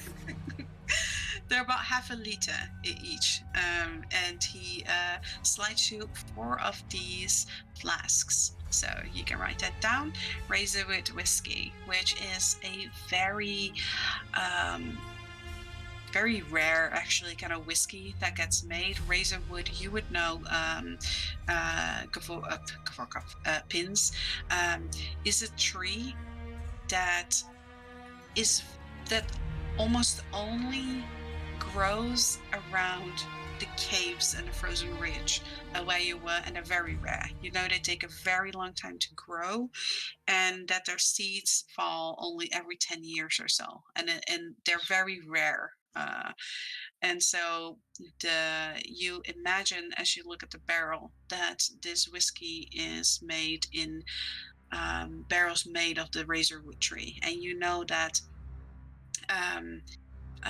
the leaves and the bark are very difficult to harvest, but that there is a substance in there that you know that you have tasted it, and it's very delicious. And whenever you taste it, you feel really good. and you have this particular tree that every now and then you would go to and try and extract some of that liquid, but it's very hard to get. So you imagine that barrels made from this, the essence of that and sort of that fluid that grows and comes from this tree, that fuses together with this whiskey. And Gav down to the one gulp. The whole flask is Half a liter. Oh, I thought it was a. Okay. A shot. He's gonna take No, it. no. You know what? Fuck it. He's gonna down the whole flask. I'll show Oh, you dear who's a God. bitch. Oh. Oh, your honor is at stake. I see. Please roll me a wisdom save. And a con save, both. Oh God. There Vince goes the isn't looking wisdom. as he's giving There the goes flask the to con. Ikamale. Oh god. So you see that he starts drinking that in one gulp, and you see the bartender go like, "Oh, well, that's not how you're supposed to drink that." But Gavogov, you are immediately drunk. Like the room starts spinning somewhat. You will slur your words for the time being, and you cannot walk in a straight line. Sir, can I get a bucket? Gavorkov, he says that, and you feel like you should provide that. Oh! So Gav is my bucket. It Well, sounded no, like but- Gav just had to comply to your Mhm. wish. Yeah. Gav looks around. I know, fucking bitch. I'm gonna show you that. And he's gonna Yeah, you look for the definitely showed nearest me, Gav. bucket-like thing. You see in one of the corners there's a bucket with a mop in it. He's gonna take it. He's gonna waddle his way towards it, waddle his way back. So I'll take out the tankard. Can I fill it to the brim with this half a liter flask? Are you Currently- mixing with alcohols? I am not Currently, mixing. currently it is filled with a different kind of whiskey, a Scotch. You didn't know someone has filled it for you. It is extremely rare and very high quality. When you taste it, it tastes like the best alcoholic beverage you've had so far. It basically tastes like what you like the most. Basically, do you want to trade your grade 5 scotch for grade 5 whiskey? Eh? Although this seems this whiskey has an effect on Gav. Seems this whiskey might have some side effects. I can drink 3 times my weight. Yeah, Wait, so, you said if you Damn pour, it. you said if you drink from the mug, it has the bottomless content, right? But Yes. if you pour it out, it just pours out, right? Yeah, it pulls out what you put in, basically. So Yeah, you so- can yeah. pour it back into your bottle. Yeah, Ben says to the button, Do you have a Trechter. I'll instead take Gav's flask and just start pouring the insides of the tankers into that flask, Okay, you can do that. and I'll pour the new whiskey we just got into the tankard Okay, so you and, notice and that put the lid on. you notice that you fill that empty flask to the brim, and there's still some liquid left in a tankard. Do you want to mix it? Do you want to drink it? Do you want to toss it out? How much is some? About a third. Oh my god. Yeah, we're mixing alcohols. Okay. I just want to say, at the bottom of the item card it says, Yeah, do not advise. We're mixing. alright. I'm gonna take a step back. Bartender, I'm just gonna move over here to the edge of the Yeah, bar here. fuck You it. know, seeing Fuck his the cupcake, I shouldn't have rules. expected less. Okay, so you start pouring the new drink with the other alcohol. Roll me d8.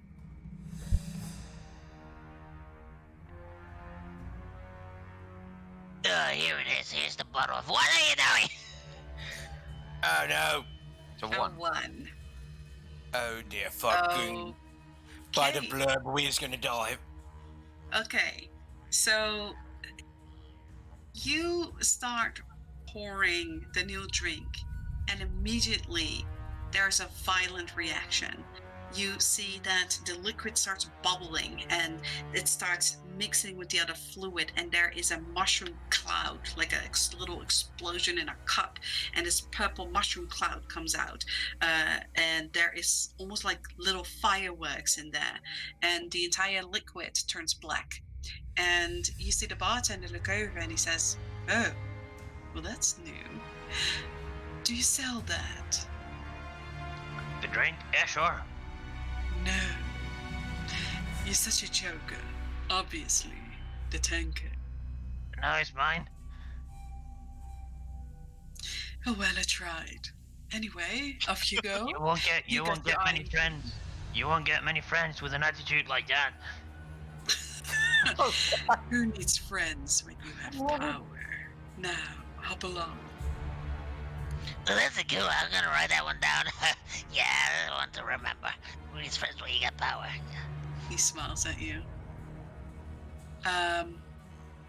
So, yes, you have now a tankard filled to the brim because it was half a liter. That you put in there, Some black shit. and there was a third in there. So the whole thing, your flask is empty, but the whole thing is now black. And when you look in it, you see a purple mist every now and then swirl in it, and like little tiny mushroom clouds come out of the bubbles that pop. Oh I'll take dear a sip. God. Why don't you take a sip?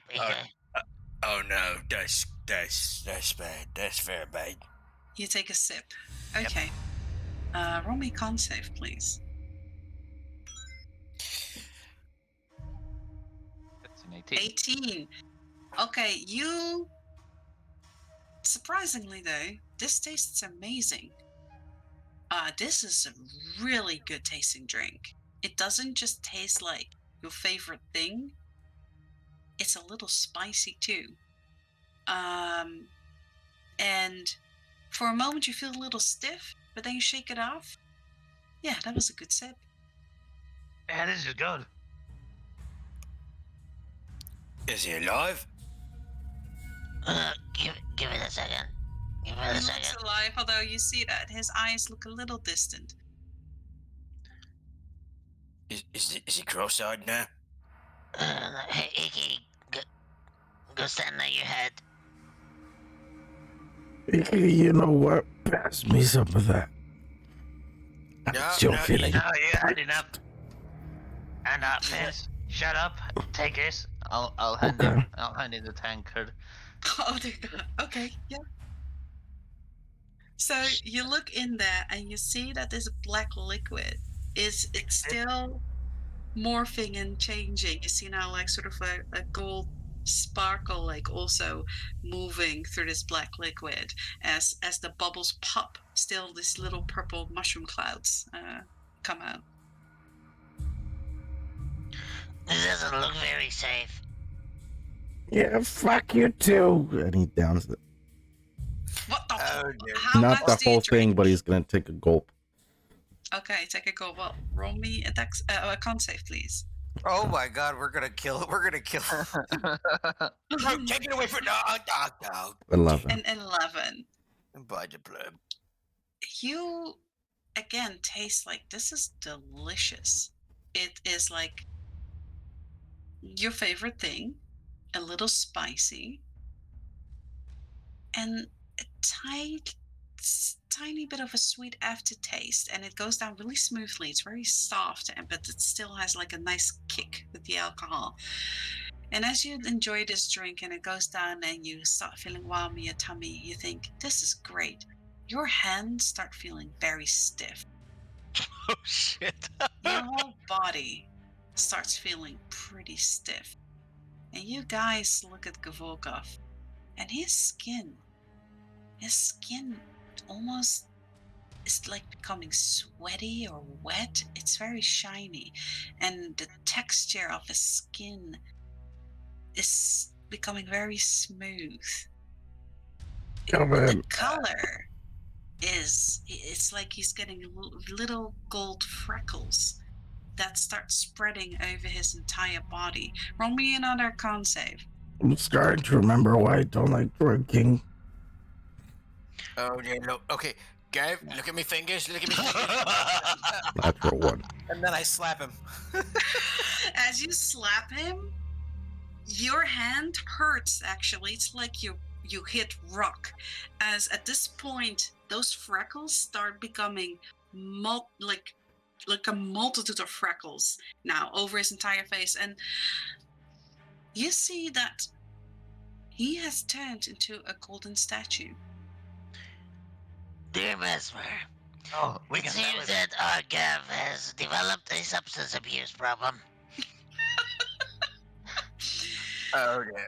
Entry 26 saved. You may just want to go ahead and mention the wealthiest person in the village. So, are you selling debt? Oh, And he Gav? points at Gavorkov.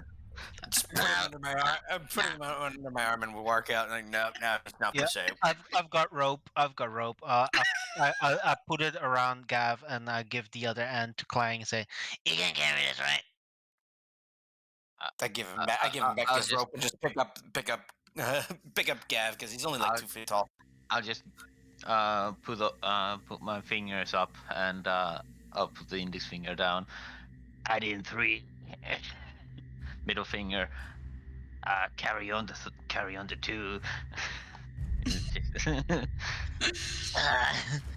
So this tankard, you pick him up, Clang. This tankard is in his hand, but it's stuck there because he's turned solid. So someone has to put the cap on, or all the contents will splash out on the floor. Yeah, If you're gonna pick him up. I'll put the cap Yeah. on. Do it before I put. Yeah, there you go.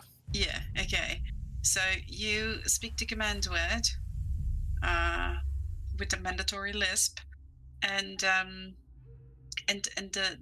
the lid seals, and you pick up Gav. He is heavy, Clang, heavier than he used to be, and as I'll also use Gav as a code track, as it's possible. okay, that's absolutely possible. Clang, Take it off you him! pick Take it off him! Take it off him! Take it off him! And I with give your him a affinity L. to gold, and you touch him, and it makes a little sound as you scrape his legs over the floor as you pick him up. This is real gold. This is solid gold. Mesmer's not gonna like this. He doesn't need all of his fingers, right? So what if we sell like a finger? He's got very big ears. We can probably get something for that. Pick up the nails. Gavorkov, you're fully aware. You just can't move, talk, anything. Eternal screaming in Dead Spice. Yes. I'll knock on Gav's head, and I'll cast message. You okay down there? Oh, you can Oh. actually respond to that. Don't you fucking let him take my fingers. He's okay. Oh, great. All right. Don't worry, Gav. We'll fix you. You're magical, right? Do you know how long this lasts? Is this Gav now? Do I have any idea? You have never experienced something like this. It should be gone by next evening. I don't believe you, but let's go with that. Hey, Roll me a no, it's not a- 1d10, Gavolga. Oh god. I hope that's Oh, minutes and not oh. hours. Oh God. Of course. You will 10 stay a golden sessions. statue for 10 days. What? I'm Oh kidding. my No, I'm God. kidding. I was kidding. Oh All right, God. I'll see you in a couple of weeks, guys.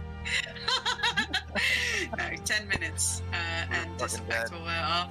But yeah, you are fully aware. You can respond to the message, surprisingly. You feel heavy, very drunk, and someone's carrying you and using you as a coat rack. You, though, Pins, you have that key, and you see that. No. Gav has the key. Oh, Gav has the key. Well, that's then solid too. Well, You know, we've been here for an hour. Tops. And so far, Clang has almost died. Gav has turned into a statue, and I've been pierced by water. I think this is a great place. We should come back here. I know So- these guys really know how to treat a goblin. The bartender leans over and he says, I am gonna need that key back at some point. Do we have to melt him or something? No. You'll get it back. You'll get it back. Internal screaming intensifies. You'll get it back in the next evening. I think our experienced healer here has made an Has estimate. spoken.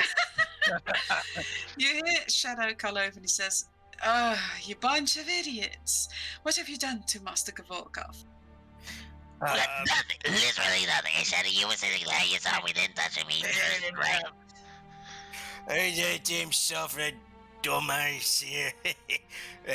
Well, He started drinking, and this is what happens. I called him a bitch. He drank some rum, and now he's this.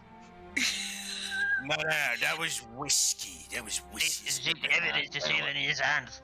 It was whiskotch. She looks at you. She says, Oh "I no, shouldn't have whiskotch. asked. How about we go and wait it out?" And you see she is sitting at her own little booth with a lady, not one of those that are closed off with curtains, just a little booth.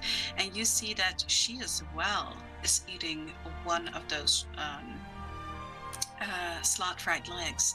And it seems that she is sharing it with some lady across from her, as you see that in the booth with her, across from her, you see a very beautiful lady. She has really dark skin, and there seems to be some kind of like gold paint over her face. She is wearing a dark cape with feathers around the neck, and almost like gold coins and necklaces holding this cape. She also, you see that she has gold tipped sort of decorations, almost like extensions of her fingers, and she is smoking a pipe that is emitting a sort of ghostly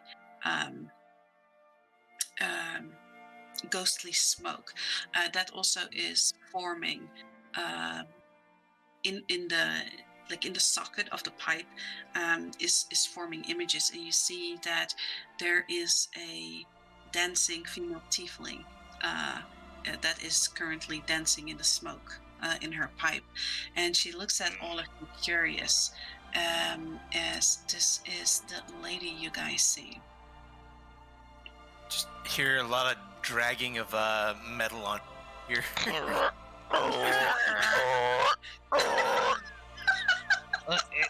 Frank, you grab the other leg. I grab the other leg. Just hoist up. Wait, are you saying I grab his leg and you grab his other leg and we just drag him face first on the ground? Yes, let's do that. Let's do that. I guess, I love picking on Gav, but I have to respect him. If he damages like this, I'm not sure if that's gonna be good when he changes back.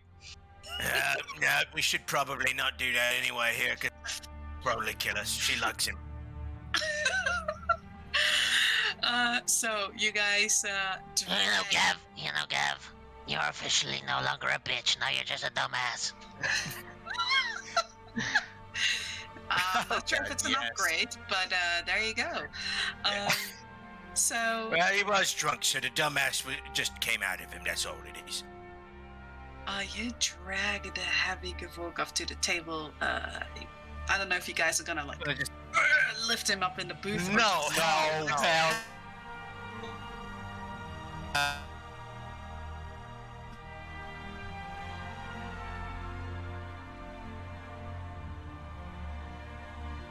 Did I lose connection? Hello?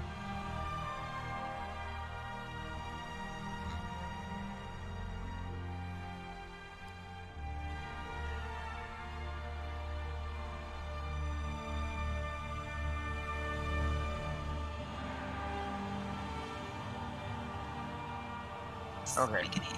Just got really quiet real quickly, and I don't know what happened. Yeah. What did she say? She said to you, "How about you owe me something, and then I'll have you taste it."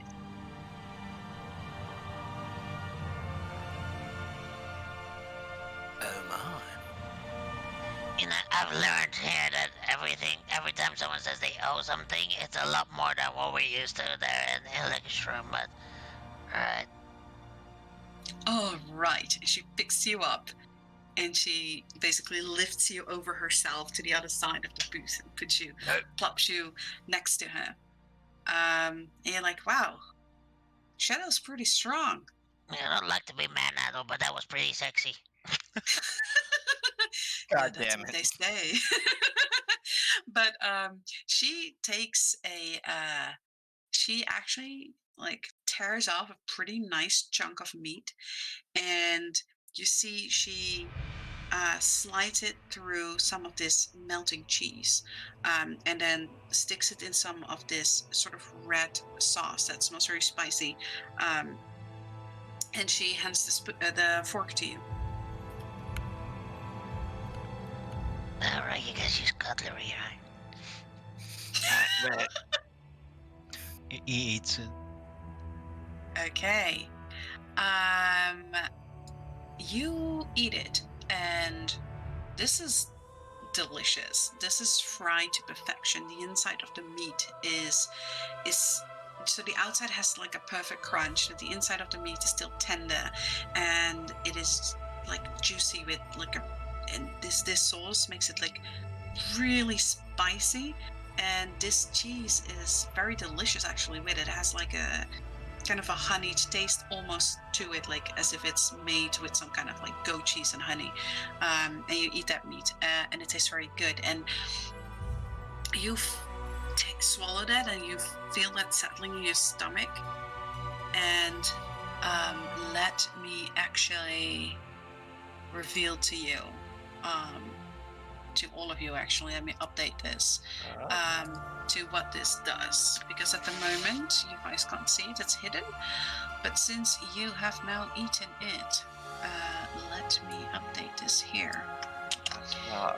As Penis puts the fork into his mouth, he just looks horrified. As no, you're gonna stab yourself. No. This is what the humans use. Don't worry. He's not gonna actually poke himself. I just treat it Unless as he's stupid, at which point, yeah, he will stab himself. I just treat it as a small trident. It's alright. Ikamali uses that as a weapon, so I can totally understand how that Yeah, is and on he's the still video. Exactly. And you're still tied to my back. Yeah. But so the I always slight wondered red what they had legs- that there for. Sorry? yeah, no, I wanted to let you guys talk. So this is slat fried legs, and this is a red version.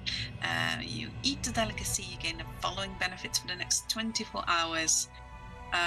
You don't have the full benefits because you just got a taste, but basically what it gives you is damage resistance, cause on fire, magic resistance, you have advantage on saving throws against spells and other magical effects, regeneration, you regain 10 hit points at the start of your turn if you have at least 1 hit point, and multi-attack 3 times per short rest. After you take the attack action with a melee weapon on your turn, you immediately make 1 more melee attack with the same weapon, maximum of 4. Jesus Christ. Ooh. It looks delicious here. Granted, I So- don't think I'll be using a fork here, but It's like after he swallows that, that's just how he feels. Like, Yeah, that is how you perfect. I'll read the little thing here. These fried to perfection slant legs rest on melting white honey cheese and have the perfect crunch while leaving the meat inside tender and juicy, packed with spicy flavor. In high demand by aristocracy and high-profile adventurers alike, this extremely rare delicacy is known for being one of the legendary Master Chef Nike Ono's signature dishes. Exuberant prices are offered by the few who can afford it to those lucky enough to encounter it. So this is one of Nike Ono's signature dishes. hey, wait, isn't it? Is this saying on the list that you're supposed to be providing to the chef for Bexley?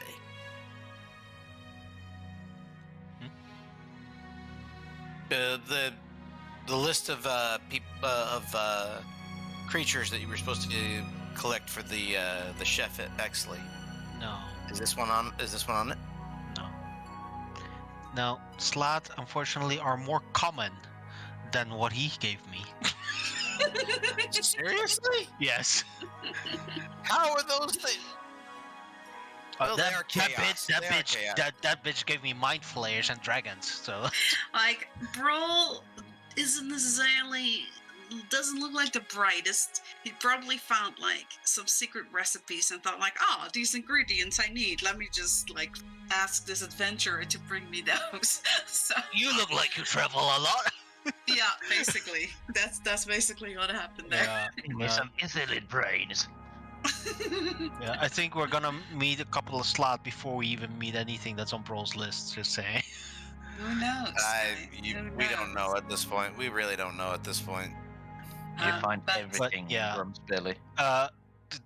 Pins kind of zones out for a good few minutes, so you guys do what you want, because Yeah. Okay. this is beyond what he ever considered cookable. The techniques. As Pins gets manhandled onto the counter or the table, and is just zoning out, I'll grab him by the scruff and I'll give him a few good slaps. Is that good? Is that good? This, even your slaps cannot. That was the perfection. That just grazed my tongue. You know what? Clang is this usual? I think this is usual, right? This is very unusual, and yes, Okay, yes, he's not supposed to be doing that. Okay, I have an idea now. Hey, I'm looking at Gav, especially at Gav's clothing. Gav's still golden, right? Yes. oh, you're not gonna do what I'm thinking you're gonna do, is you? Screaming intensifies.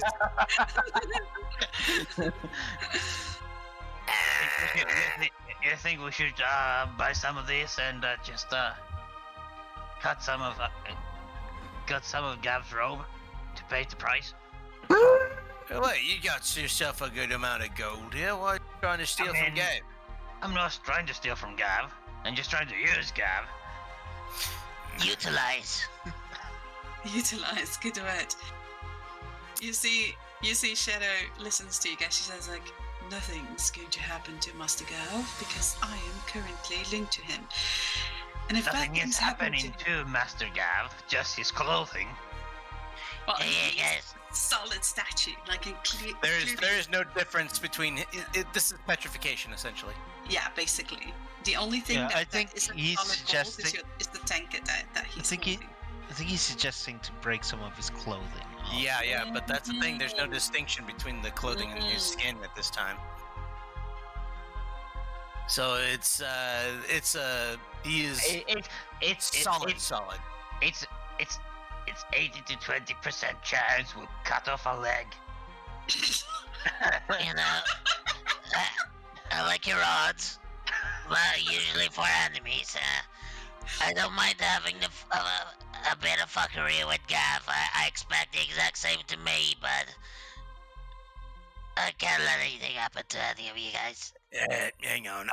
I'll leave them for a moment and go up to the bartender here Uh-huh. and just simply say, "Hey, can we get 2 of them slide frog legs there?"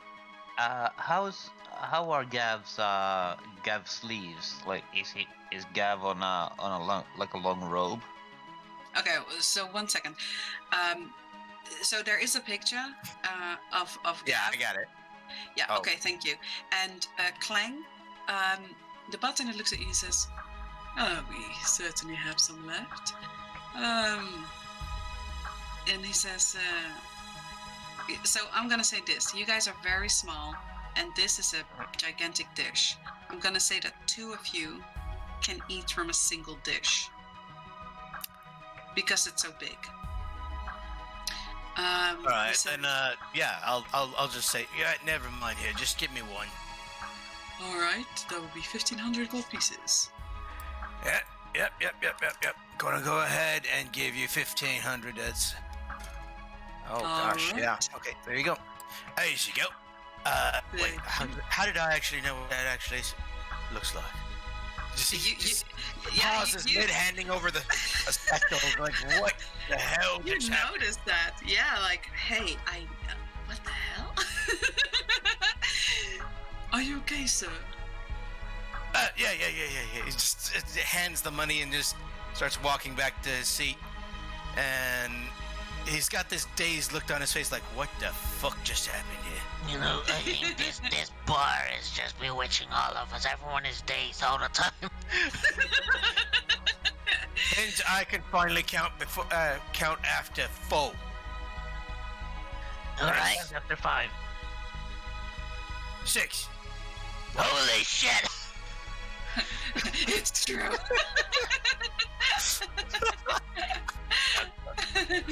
I look at Shadow. Do you hear that? He was correct. Oh, sorry. I barely ever listen when you guys are talking. You know, that's fair, Shadow. That's fair. Hey, Wait, what comes after 12? 13.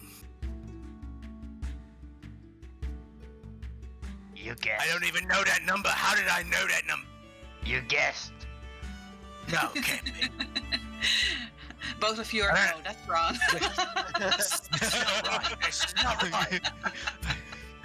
Make a wisdom check. Is that correct? I don't know, man. I haven't focused the news. I rolled a 15. Yeah, you're pretty sure it is 13. But let me put a picture in general for you guys. Well, most of you already know, but just so that you know, Ledge, this is Gavorkov's outfit. Okay. I've yet to make a proper drawing. Yeah, Still I think I had- did. I mean, think I did a while back could, there. you could essentially cut a piece of that hat without using Gav. I mean, how do you cut gold, solid gold? You know, You just give it a good swing. I've got to. Yeah, I'm not sure about your aim, and I'm not sure about the. And, We're inside in there, you know. I don't want to get kicked out. As he is face down on the ground. You can He's just kind of leaned you up can- on his side. Yeah. You can just roll him around a bit on the ground and just put a piece of that hat based on the ground. Put the sword right on that point and just push down. You You are. know what? I think that You're dead set on this, aren't you? Shadow said she is girding up a gaff and his belongings, so I'm gonna say out of this one. So, Gavorkov, roll me a 1d3, please. You're welcome to go ahead and try to get past Shadow, but methinks she's not gonna let it. That's the one. Okay, so you see Shadow sigh, and you see like she's like taking one of the blades out of her outfit, like stabs it in the table, takes another one, stabs it in the table. She keeps doing that until there's about 5 blades on the table around her plate. And she continues eating, but she does seem to pay attention to the conversation. This is no longer a conversation. I'm actually turning Gav around here. No. Leave Gab be. He needs to sleep this. And besides, I don't think he's gonna She know. turns into a solid gold statue. He needs to sleep this off. He's not gonna be too kindly upon you cutting up his head. And So- this is probably taking a good while because I'm doing this alone, and it is a solid gold statue. Okay, So, Hey, Icky, the food's coming. You're trying to do this. I'll be there in a minute. So several things are going to happen. Clang, you get back to the table, and you guys are discussing this. You, Ikamale, you make your way to the statue, and Shadow has taken out these knives. In one hand, she has now taken this leg and sort of by the foot, and then she starts like just eating from that leg. And the other, she now pulls one of those daggers out of the table, and she is like moving her hand back to throw this at you, as the bartender now starts moving to the table and says, "I warn you, you make problems in this tavern, I'll make a very big problem No that will problems. cease to exist for all of you." No problems here. Oh God. So are you continuing to try and do something to the statue? Oh God. You. I'm just turning it around right now. Oh, you're just turning it around. Okay. Well, I haven't even drawn steel yet. Yet. Keyword there. Yeah, You're put just a looking word at in it, yet. what the best part would be.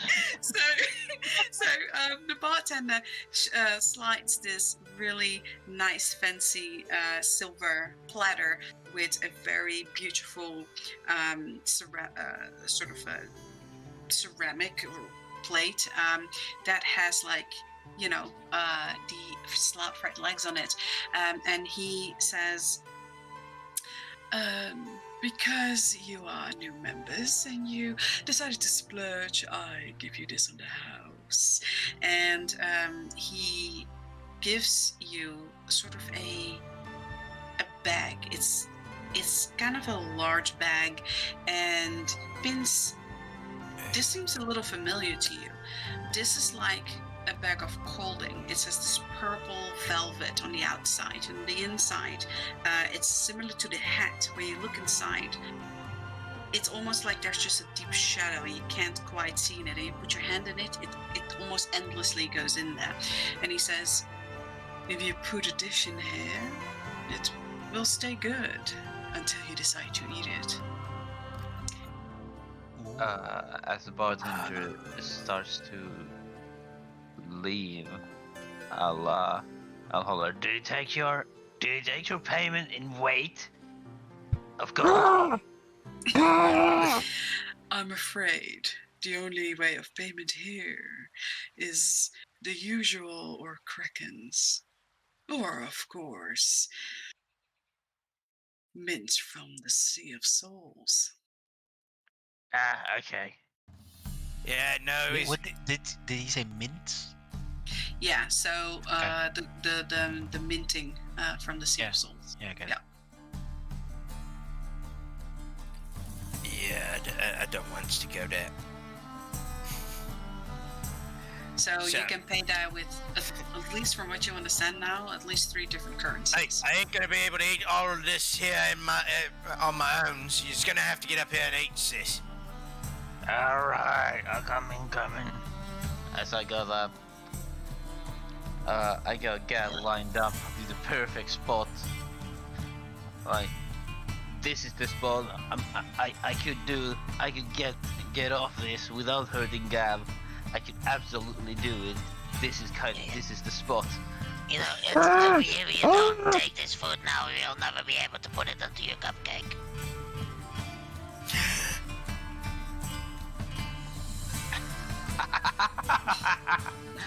This cupcake is just covered in cheese now as well. It's it is a cupcake. Yep, it is something. Gevorkov, Yes. you start feeling the stiffness in your jaw go a little, and you're able to speak falteringly.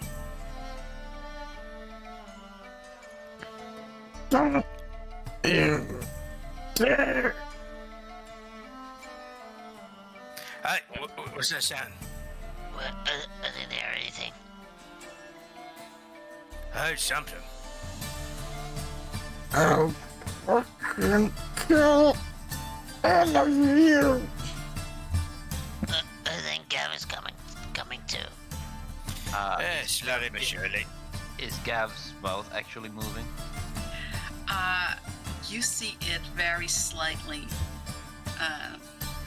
as the jaw seems to just slack slightly, but it's almost like talking through, like to your gritted teeth. That's kind of the gurgled sound that comes out of there. I knew he had something in it, just didn't realize it was mostly gold. As I'm eating, I'll just go to Gav. Actually, he's face sideways. I'll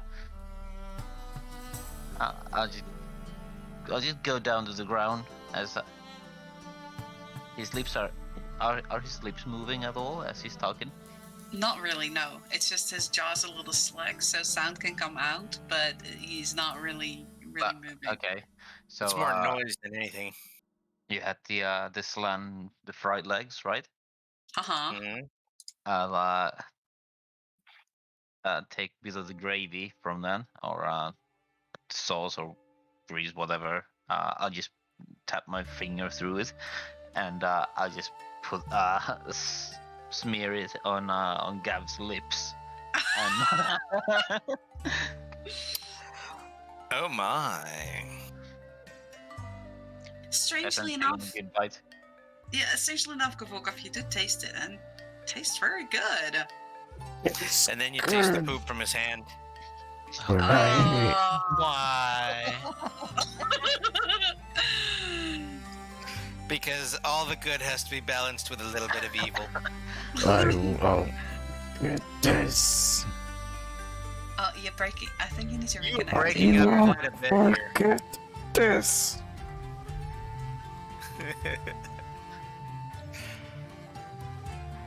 Alright, I think that's enough picking on Gav for tonight, guys. I did it with good intentions. You know, Good the thing intention. Eventually.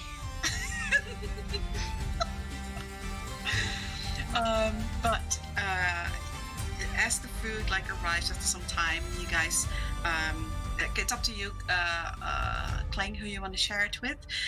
But at some time elapses, and after about 10 minutes or so, Gevorkov, you come out of your solid state.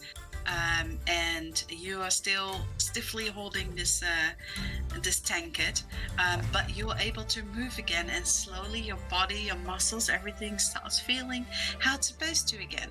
And you see that Shadow scoots over a little bit, makes space for you, and she said, "Oh well, look at that. I was worried I had to put you in the safe." As his fingers start moving, I'll pry the tankard off his boot. Out of his hands. Why did none of you wipe the dookie grease from my mouth? Do you really want to know? Do you really want to know why we didn't do that? You can't be like that for 10 minutes. You are roboting. You are roboting something Yeah, you're fierce. roboting. Yeah, you need to reconnect.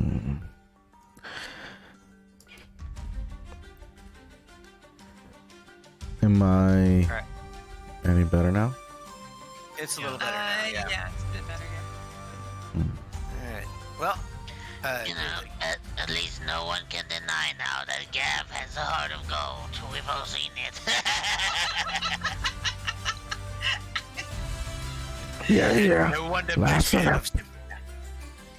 Oh no, it's still. Still going on. Yeah, we need to maybe move to 7. Probably.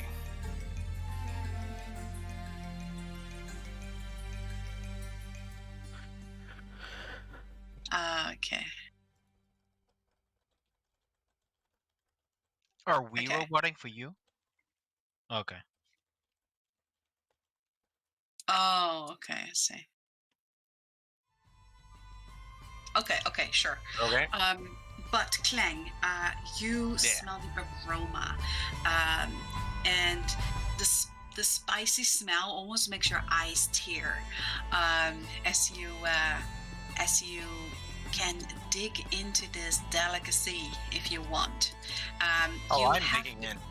Okay, you have been given this new pouch that is like a bag of holding. It holds around 10 dishes at a time, whether that be liquid or food, and everything that you put in it there remains at a perfect temperature until you take it out, and then it starts, going bad naturally. It starts spoiling naturally if you keep it out, but it will stay good as long as you put it in there. Okay. That's exactly what I'm going to call it. I'm a bag of colding.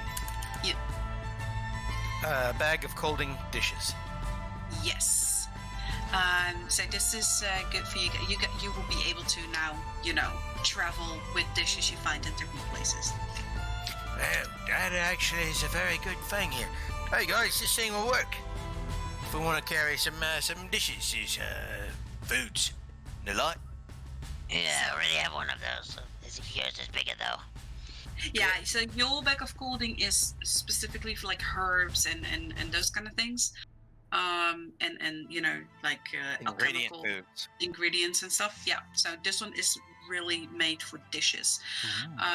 So you can either save this and eat this food like in 2 times, or you can share it with a person.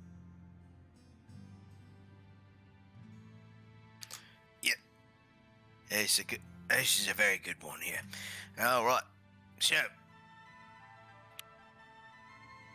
have we any other business? Oh wait, Pence has himself a date later. That is happening. Plus, you guys have the Iron Key, because Also, yeah. in front of us is at the end of Night Song sitting. Yes. So all of this goes down. Actually, you're completely correct. She seems to be eating her own dish, and as you guys are talking about this gold statue, and some of you are trying to discuss whether to take a piece of Gavolkov, all this goes down, and you see her lean back, like her arms kind of folded as she leans one of her arms up to smoke this pipe, and you see that this little female tiefling keeps sort of like dancing in circles in the pipe, and as she blows out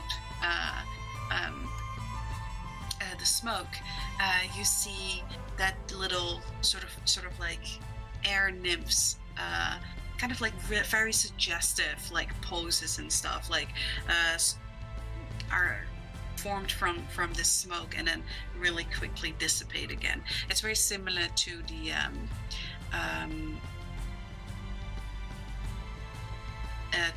sort of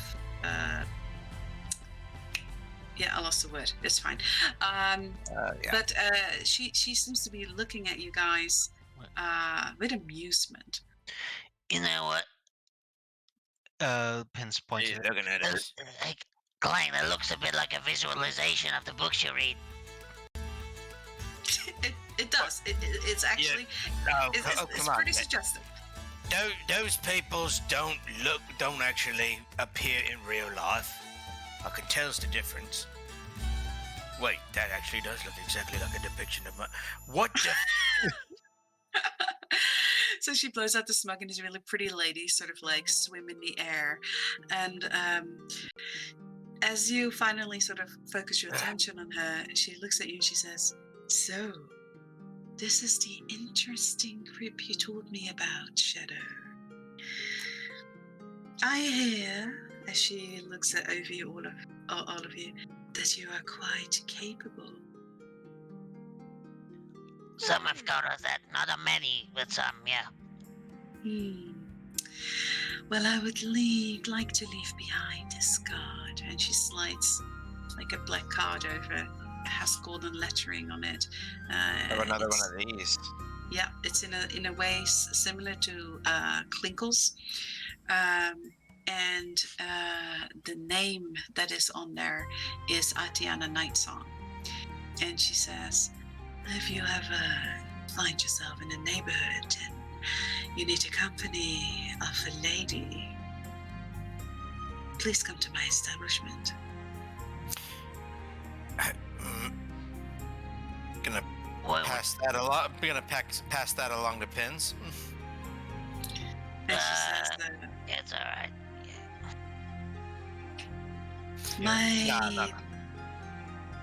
my ladies and gentlemen perform all kinds of deeds.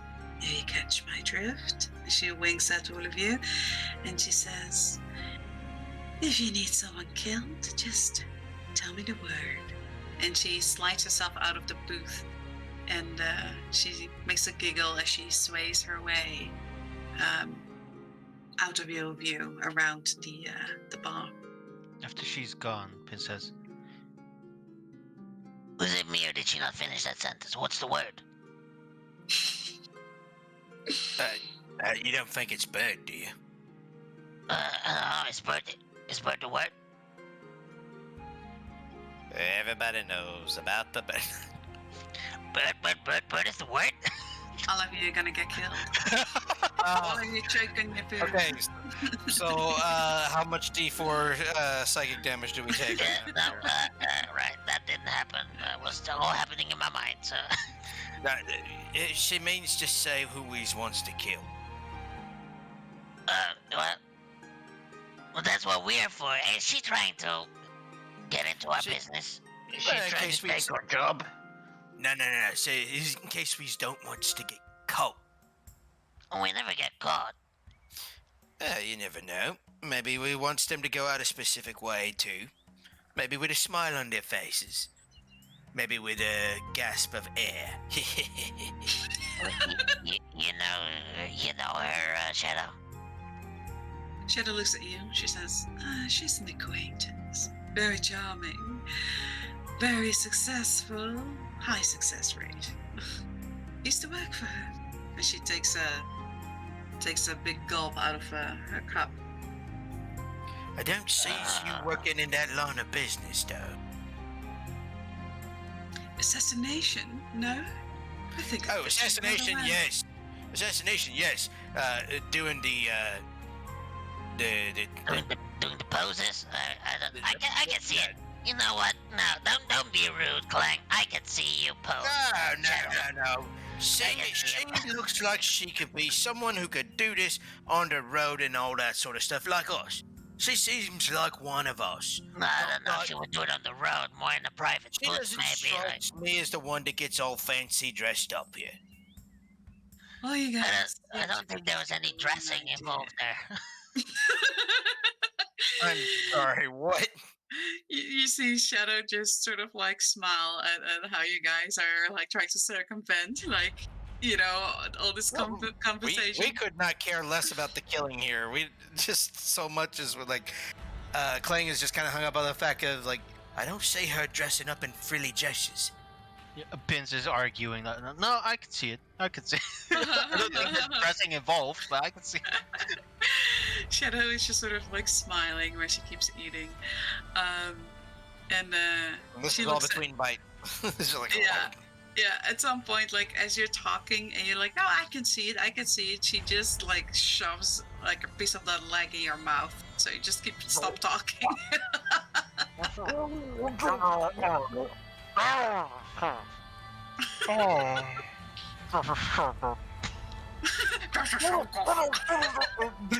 and then he had a foot. Wait. But yes. So Chris, are you back? Am I? Is it working now? It's still a little, but we can hear you at least. I can hear you here. Yeah. So, Shadow shares the food with you, Gav, and you still have the key that you need to take to the back room. But all of you basically eat from this. Over the next 24 hours, you are under the effects. Yay! Slot fried red legs. Well, at least someone cares about me. Thank you, Shadow. I just Care about you. look. I just prevented him from cutting off your head. What do you mean? No, We definitely- cutting. No, cutting off your head. Your clothing. You want him to be naked? I've seen that. That's not very pretty. We don't want that. And I actually saw when Gav bought those clothing. I don't think you can afford replacing those. Potato. What's a potato? Is that like a cupcake? Disgusting. Yeah, something disgusting. Ikamale, as you're Yes? sitting there talking and you're eating this dish, you hear that voice, familiar voice of that cupcake in your mind, and you hear it saying, "Oh, Mr. Ikamale, I can sense the master. She is close. You must remember to find her. Nikki, oh no, oh no, oh no." And you hear the whisper making its own echo. It's actually echoing, just sort of like dramatic accent. It does itself. Oh God. But it seems that whatever you're eating, it seems that the cupcake regards the creator of the dish, its master. Oh my god. Hey, you look like I did the moment I came out of that drunken stupor there, Iki. I know. I know. As I'm eating the leg, I'll take a. I'll scrap like half of it, and I'll just stuff it into the cupcake, and keep eating. Okay, so there's now a slot toe in this cupcake as well. Do we all hear that? No, we don't, right? This No. is just in his Ikamale head. is No. Ikamale is the only one. That's that why I can said sense he it. looks like I did when I came out of that drunken stupor. God damn it. So I take it's the cupcake is speaking to you. What? Yeah. You can't hear it. No, can't hear the thing. Can't hear a thing. I heard the blurb a while ago. I mean, Wait, that's a revelation. What? I already told you I heard the blurb. No, you said you just felt connected to the blurb. You never told us you heard it. What? The blurb doesn't talk. It talks to Morgana. No. I mean, of course, Cupcake only talks to his one's lot of loyal devotees. Exactly, and I'm guessing that's the same with the blurb, because the blurb talked to me. It asks me questions, and I answered.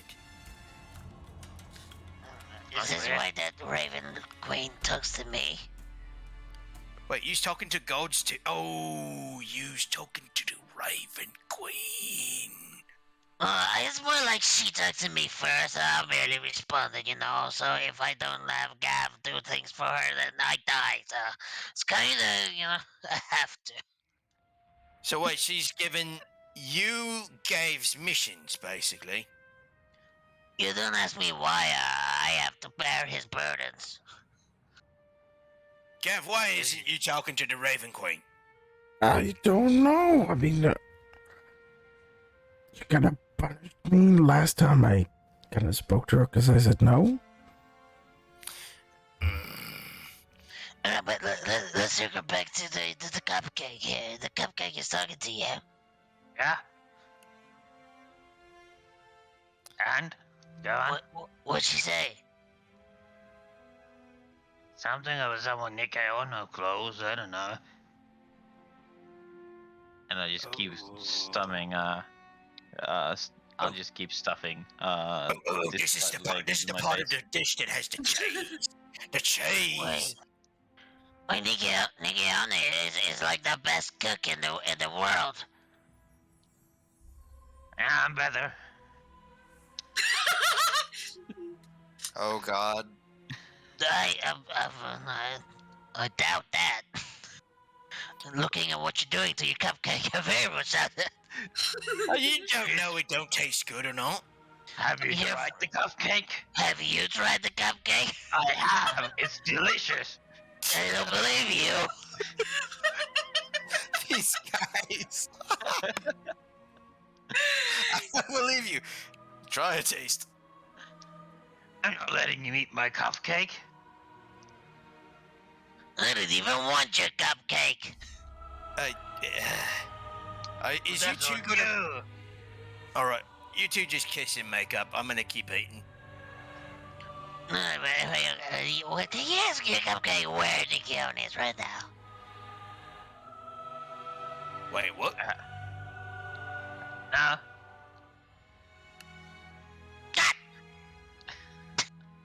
As you guys are talking, arguing, yeah, amongst yourself, you see that the curtain to the booth that you were in with the blood hunter opens, and you see him move out of there.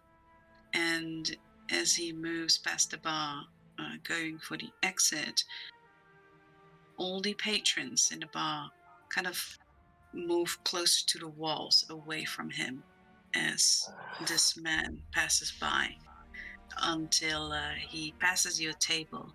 He nods at you and then exits through the side hallway, and you hear we're gonna at have some a very point we're gonna have a very bad rep in here. at some point you hear the doors, the grinding and the locking of these stone doors of the tavern, and you see that as he leaves and the doors close, you audibly hear the sigh, like people that have held their breath, like sigh, as almost as a relief, or like holding your breath out of fear. And the tension in the inn goes back to its normal tendencies, like the soft sounds and the soft music. Yeah. Do we hear anybody trash talking us now? Absolutely not. No. You know what? I take it back. As people just go to the walls and like that, if I see anyone in front of me do that, I'll just turn around, lean against the table with the fried leg in my hand, just keep chewing on it, mouth wide open, and just look at this guy walk right past the bar. Okay. Oh boy. After he's Ikamale gone, the strange and intimidating goblin. after he's gone, and everyone goes back to their I own have things. no social cues. Yeah. It's all I'll just- goblin. It's yeah, all goblin. That's all it is. Let's say, You know what, Gav? I'll take it back. Everyone here is more of a bitch than you are. He wasn't that scary. as your wound seems to not be healing and just keeps trickling blood. No, put some cheese on it. Oh, it stings. Oh, There is a massive amount of pepper in it. Like, this is a very spicy dish. Yeah, So that was a really bad idea. you take, let me see here. how much? You take 8 fire damage. Ow! But, you know, you heal 10 again because you have at least 1 hit point.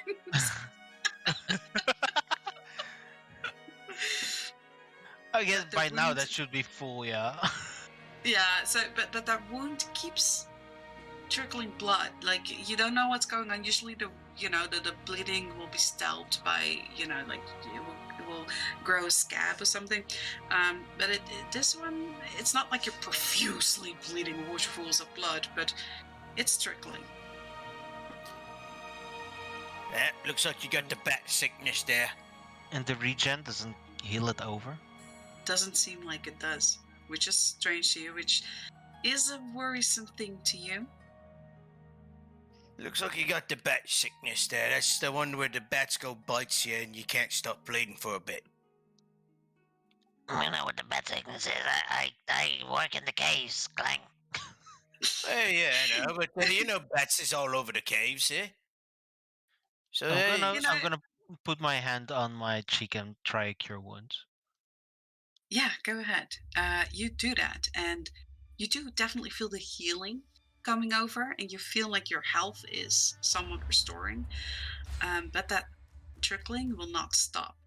And you think about what Kling says, and you think, it's not too far off. You have been hit by the hulking werewolf, and some of them do this damage that stops you from healing or like closing wounds.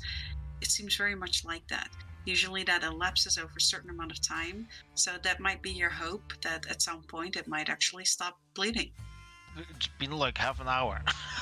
Yep, it's still bleeding. So, Gav, you want to go check out that door with the keys? 15 minutes. I hope whatever's back there is still back there. It should be, yeah. But he's got to get that key back here pretty soon, so let's go. Oh, yeah, that's true. Okay. I'm done eating. Here, Iki, you can have the rest of it. Okay, I'll just take as much as I can on one hand and just keep just follow by. All right. Such impeccable manners. He's way too fucking handsome for this place. You take handful of this food, and you barely leave a crumb on there. Pins, There was a plate, right? There was a plate, yes. Yeah, I'll take the plate. Oh, okay. You take the plate.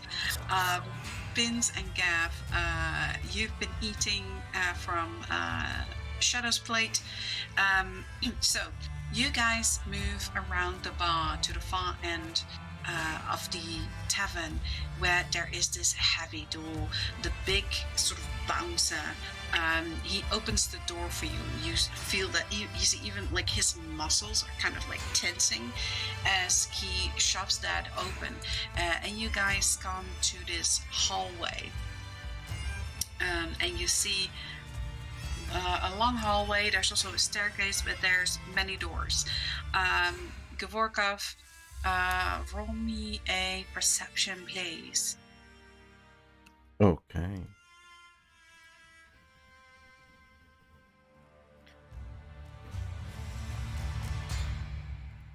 A 6. There's a lot of doors, and you have an iron key. Hey, where's the key go to? Hold For on. 200 gold. Exactly how to solve this. For 300 gold pieces, I can help you with these.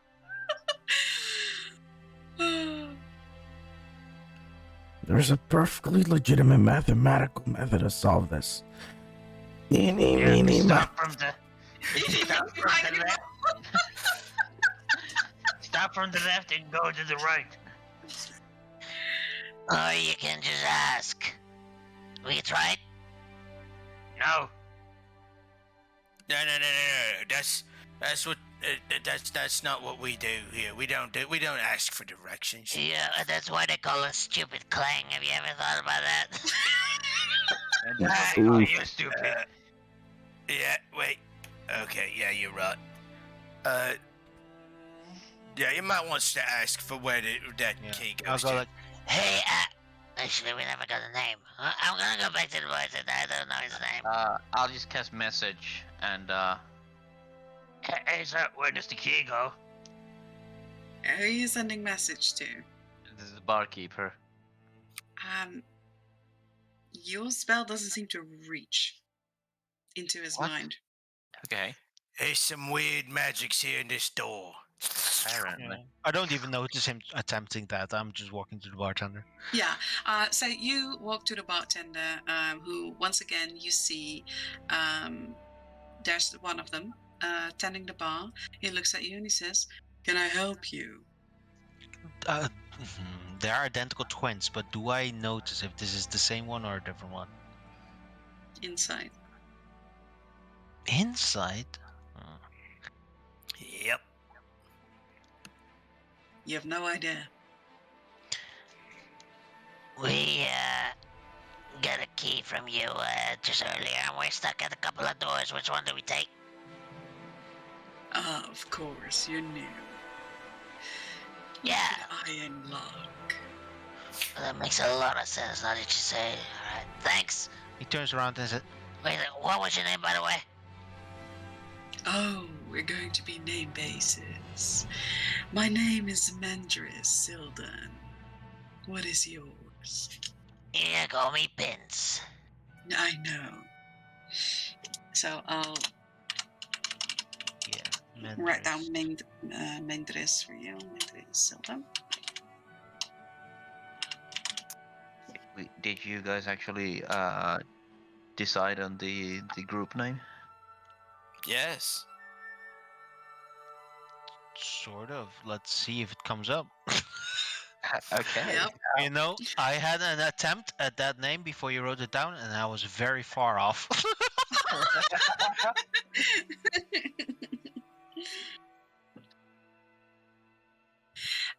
But yes, so you know that this man is called Mendris Sildan, and he tells you to look for the iron lock. Hey guys, you're gonna laugh, but try the iron lock for the iron key. Oh, for the love of... If anyone can hear that coming out of that place here, he's literally just very loud saying, "What the fuck?" Oh, keep it down. You know, wait, have you ever heard a noise ever since we set foot in the gate? This is true. It's been very silent everywhere. As I look at the locks, are they actually all just like different material? Yeah, so when you look, you see that all these locks and doorknobs actually are made of brass. So when you look at the far end, there's a long hallway, and again, like, it's pretty dark in here. But at the end of the hallway, you see a door that has more of a silvery shine in this candlelight that's in the hallway than the others that look a much more of a goldish color. Well, That one, I'll yeah, kick that- lead the way. I'll kick that door then, and it's probably this one. So you guys make Eeny, it. miny, moe. Yep, told you to work. All right, step aside. You was pointing at the other one here. You wasn't pointing at that one. Oh, I was testing you. You gotta do multiple times to work. I'm gonna pull out the key. Eventually you'll get to your rightness. But you guys make it to the end of the hallway, where you see a wide wooden door. Compared to the other doors, this one looks simple. The other doors are all carved and elaborate with nice frames. This seems like a simple door, but a very sturdy one, as it has these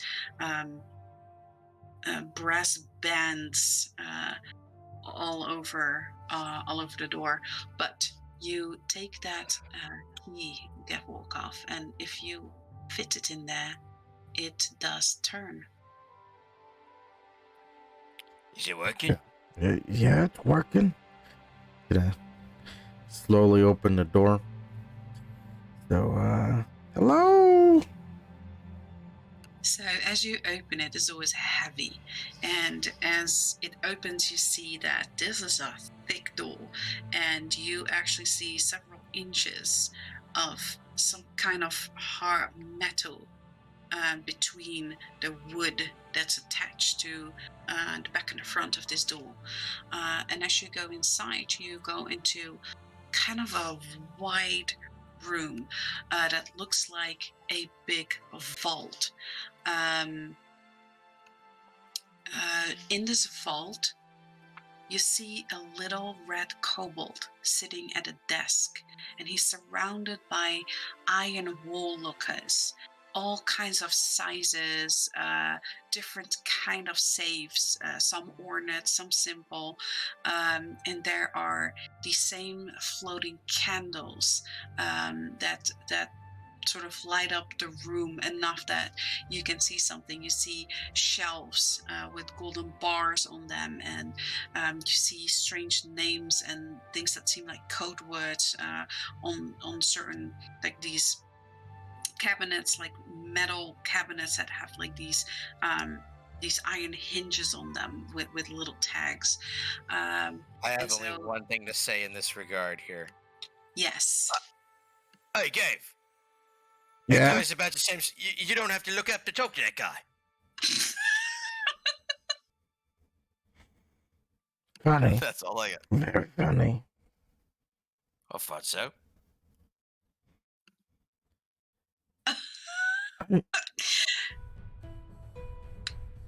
He's gonna look at Clang. Well, Clang, you first. So this kobold looks up at you, and he says, Yes? How can I help you? I was just coming along with this one here. He's the one with the actual key. He looks at you, Gav. To be honest, I kind of just got this key after being a little bit of a dick to the bartender. Do you sell things or something? You got the key because you wanted to upgrade your sphere. That's what he gave me the key. Okay. You've got I misunderstood right now. Yes. Yes. So I'm looking for an upgrade to my bank. Oh. Honor of the great. Off. Okay. Actually, what's the difference? He looks at you and he blinks a few times before saying anything. Well, why are you buying if you don't know? Obviously, when it's off the grid, the Citadel can't track your money. Yeah, off the grid. Yep, that one. He rolls his eyes and he turns around. Yep. he turns around and he you see like he snaps his fingers and this little ladder actually comes floating off the wall towards him, and he climbs on it and it sort of raises him, and he takes like one of his entire suit is covered in keys, and he takes one of these keys and he opens the lock, and out of it comes like a tiny, almost like a glass bubble. It looks very pretty, like polished precious stone. And he closes it, and the ladder sort of like moves him downwards, and he gets off and he gets back behind his desk, and he very carefully puts this sphere that is kind of like a teal color in front of you, and he says, Oh, there you go. Alright. And how much do I owe you? You already paid 4,000 gold pieces, as I can see here. Oh, fantastic. I thought I was gonna have to pay twice. Okay, great. Yeah. Pleasure doing business with you. do you pick it up? Yes. Yeah, you pick it up, and immediately gets absorbed to your sphere, and you hear like a, and there's this soft whirring, and your sphere opens up, and it shows you you can now save 100,000 gold pieces on your account. That is a side that is completely loose from the other. It's almost like you have two bags right now that you can save gold in. One is tracked, one is not. Okay, how much does the other one have in total space, basically? I think it was... Because I ordered for 20k. So I was at 10k. Does that mean the other one has 10k? No, it has 100,000 that you can put in there. Oh my god. 100,000 gold? Yes. Holy shit. And my normal one is still just 10k? Your other one is 10k. This one is 100,000, and it's not tracked, so it's off grid basically. Oh. And he says to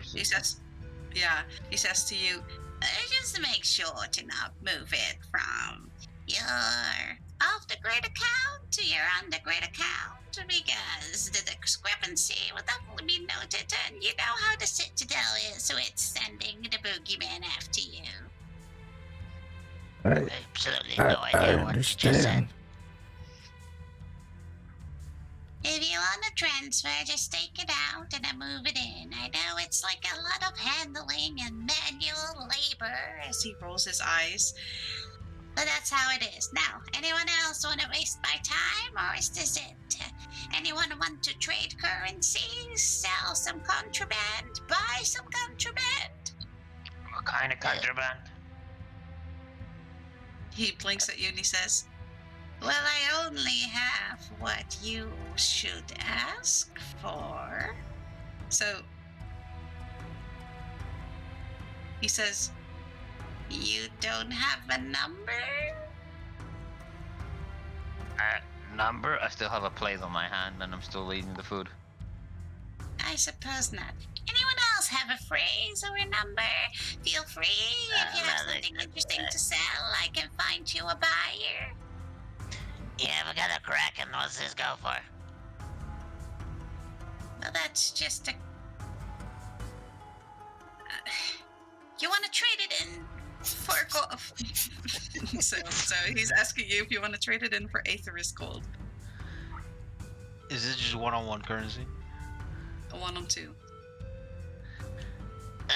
No, that's this. Can I upgrade my sphere though? I don't care about grids. Sure. What kind of grid do you want? You want it on the grid? Yeah, sure. 2,000 gold pieces. Alright.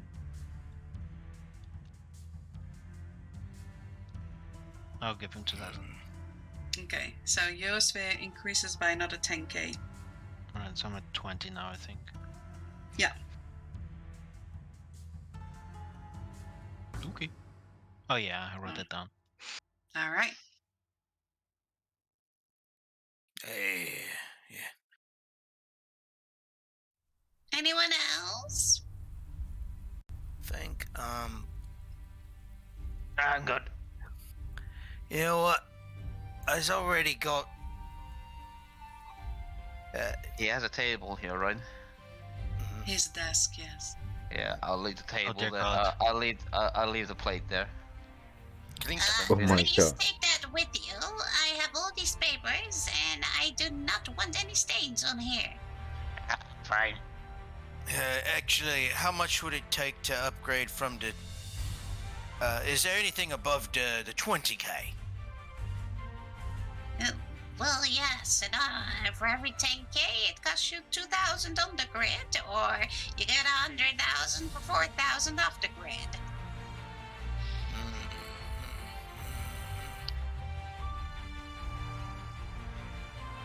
So if I'm sorry, my brain just went completely blank there for a second. I apologize. So no, that's okay. It's for you get 100,000 total. For 4,000 gold pieces is off the grid, or on the grid via the Citadel. You get a 10k increase per 2,000 gold pieces. All right. I'll go on the grid here if you don't mind here. Just off the grid doesn't seem all that good to me here, so I will go ahead and he'll put 2,000 up and say, Yes. yeah, just put me on the grid here with another 10k. Of course. You see there's some kind of a look of confusion as he looks at you, and you hear a shadow behind you, behind him saying, "Don't worry. Of course they're off the grid secret accounts. No one is bringing problems to this place. Oh, of course not. Of course not. They Never. just try to be low key. That's very, very deep layers of confusion and deception. I can appreciate it. But It's a little bit like ogres, as others I've heard. It's filled with nothing but layers. Yeah, that's our MO. Confusion. Okay. Well, you got it with that one. But you also have your gold decrease, and you see the little kobold looks at you and he says, "You know, big guy, you look a little on the heavy side. You maybe want a space upgrade too?" Well, it's already got it up to a bag of holding size here. How big can it get? Another bag of holding. Wait, 2 bags of holding? 2 bags of holding. How much that gonna run me? 1,000 gold pieces. Now, you're just trying to sell me on this one here, and you know what? You done it. There we Go. go. Okay, so I'm gonna put that as bag of holding times 2. Yep. Back So in the bag. Hey, yes. what? So basically, your size for your sphere just doubles. Yeah. So I can put more stuff in this little tiny spear now. so you see him scribbling away, and he says, "Anything else, or are you gonna let me get back to work?" I think that's gonna be up for me. All right, off you go. Thank And you. he sort of makes that gesture as like, and he points at that plate. "Take that with you." Yeah. Sorry for your trouble. You're off a candy. And I'll throw him a balloon candy. Oh, yummy! And you see him. Which one is it? Which number? Roll me a d4. Okay. Let me see here. He gets the 3. You get number Okay. 6. Okay. No, I had 4 in my bag, so you pick Oh, number, okay, the okay, third one, okay. which is number 6. Oh dear God. Okay. So, you guys close the door. You hear a little poof as you close it. Oh dear God! And then. Oh my god. That's all you hear. So you guys close the door behind you. It locks again. You guys have your upgrades. What do you want to do? Well, he's got more upgrades. Sticks more stuff in my thing. Just realized I literally. That sounded really weird when you said it out loud. Look, I may be more smart now, but that doesn't mean that I'm not still stupid. Your statement is correct. That's very astute. But I will say this much here. And he'll pull out the little scroll that was tightly sealed here, and he'll hand it over to Pence and say, "You's probably going to be making better use of this than me." Oh yeah, probably. Let's see, what's this about? Some god of fright? Okay, so are you unrolling, like opening the scroll? Well, let's save this until we get it better, something I can read it. Let's move away from here. Of course. So he's gonna go find a place to stay then, eh? So you know that the airship that you're on with Gira and Imrin has bedrooms. So you can always do that. Or you can find an actual inn to spend the night at either the gate or the Pillar of Life, perhaps.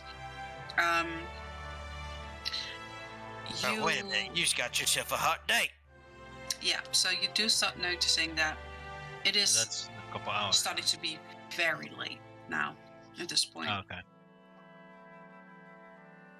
We leaves you do that, Pens. Yeah.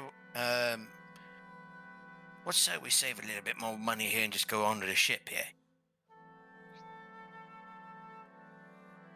Yeah, very good choice. So You just don't let Gira throw you overboard. If she tries again, I will throw her overboard. Good luck with that. So you guys, are you getting out? Are you making your way out of the hallway, or are you staying there? Pince is gonna say, You guys go ahead. I'm gonna wait here for Klinkle. and you can continue on with the group. Okay, so you guys make your way out of the hallway, back into the main area of the bar, where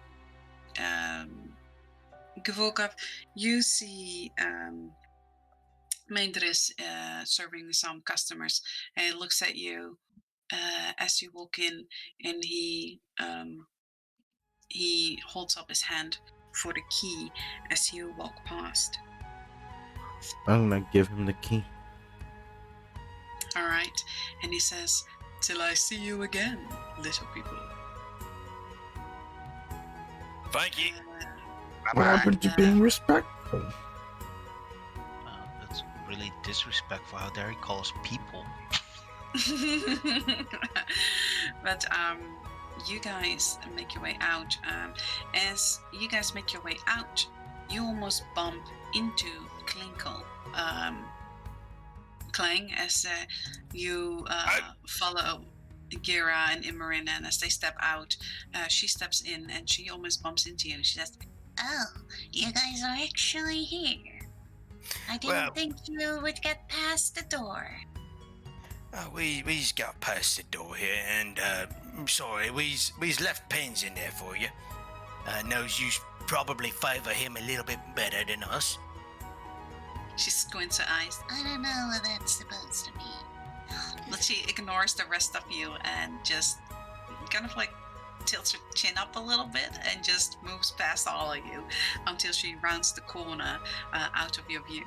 Man, them city gobs is just so before, uppity. Before he gets away, I'll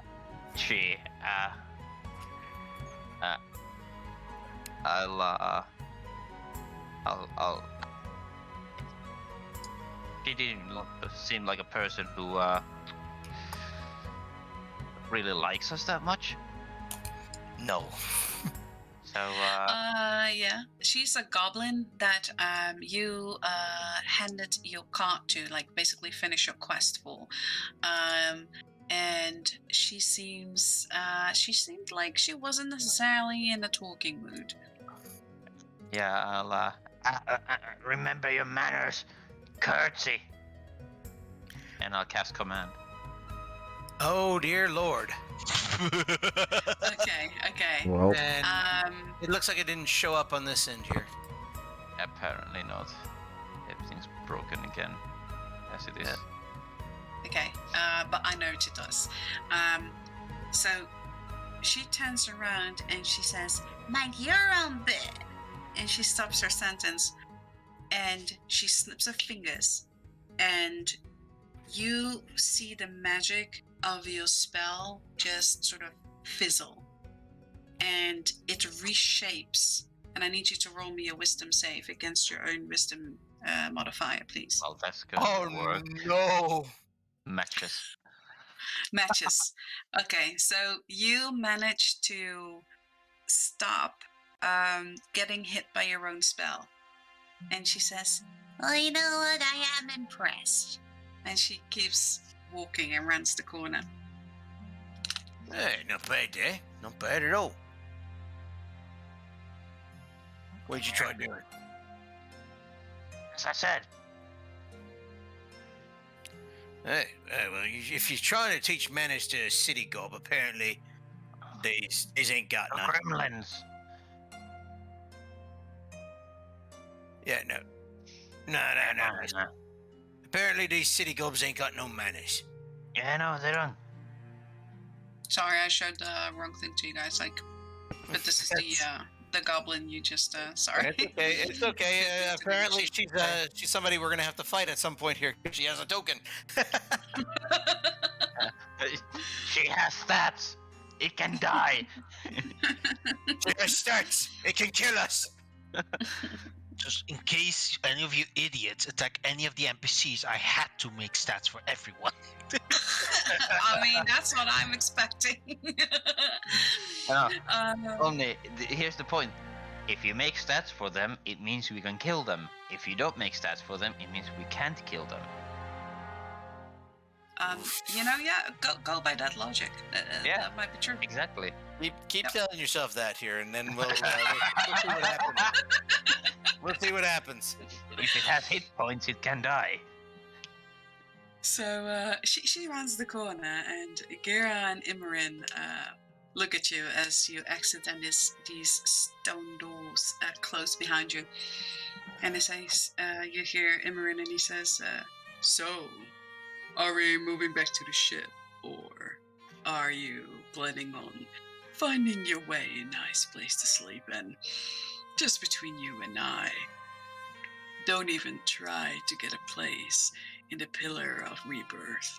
You will not be able to get anything there unless you have a certificate or a certain standing. And as far as I know, none of you have nobility titles or any land.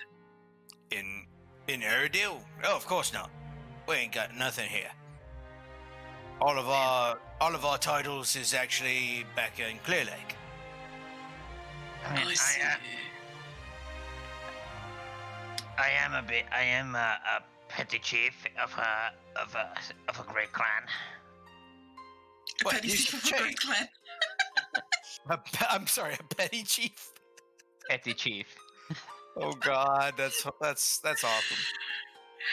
By the way, I should notice, Ikamale, as you guys traveled and made your way past and defeated this ancient evil, you moved over this bridge over a waterfall, and it seemed to be a goblin bridge, and some arrows were shot at you, but also an area now has popped up on your guys's navigation.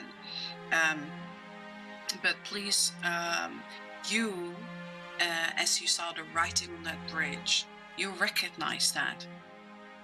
And you recognize that this is the kind of language that comes with some people of your clan. And so what you know is that most likely Grom might have migrated and is still looking for you. As expected, okay. Yep. So that area, let me move you guys over for a second here. Yeah. We'll actually move our screen back over here so that we can see it. Yeah. So that area is very close over here, just over the river. Okay. And so as you guys pass this, you know that part of your clan, or perhaps Grum himself, has moved a long way and has settled somewhere around that area, perhaps. Yeah, we didn't want to stick around there. No. So that's what you know. Okay. So anyway, but Imran says, "Well, I'm sure that means a whole lot where you come from, but I'm not sure It does. that the Citadel might not give a crap. So, unless you have recognized lens, titles, anything, the only Okay. place you might find a place to sleep will be in the gate. Obviously, we know of a decent inn, right, Kira?" She nods and she says, "But if you prefer to be more comfortable, you can always come back to the ship." I'm fine with being comfortable.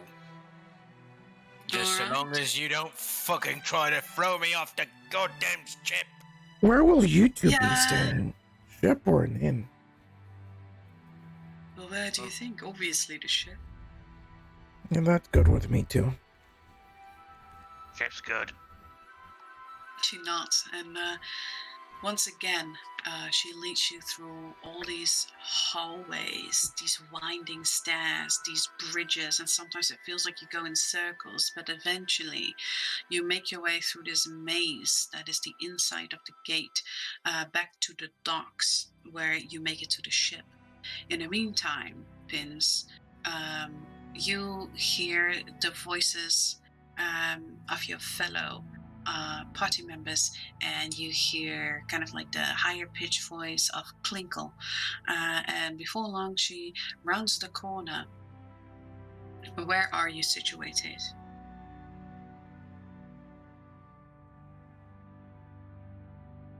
Pins? Does it work now? Okay. I would be sitting at the bar unless the barkeep tells me to go find a booth.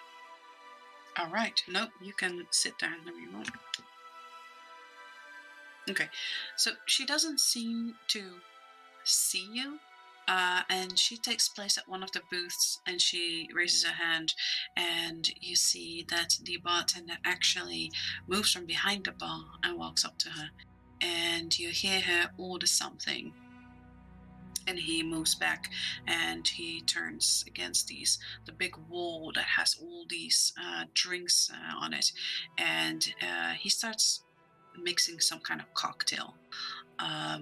And then he takes that on a platter and he takes that to her table.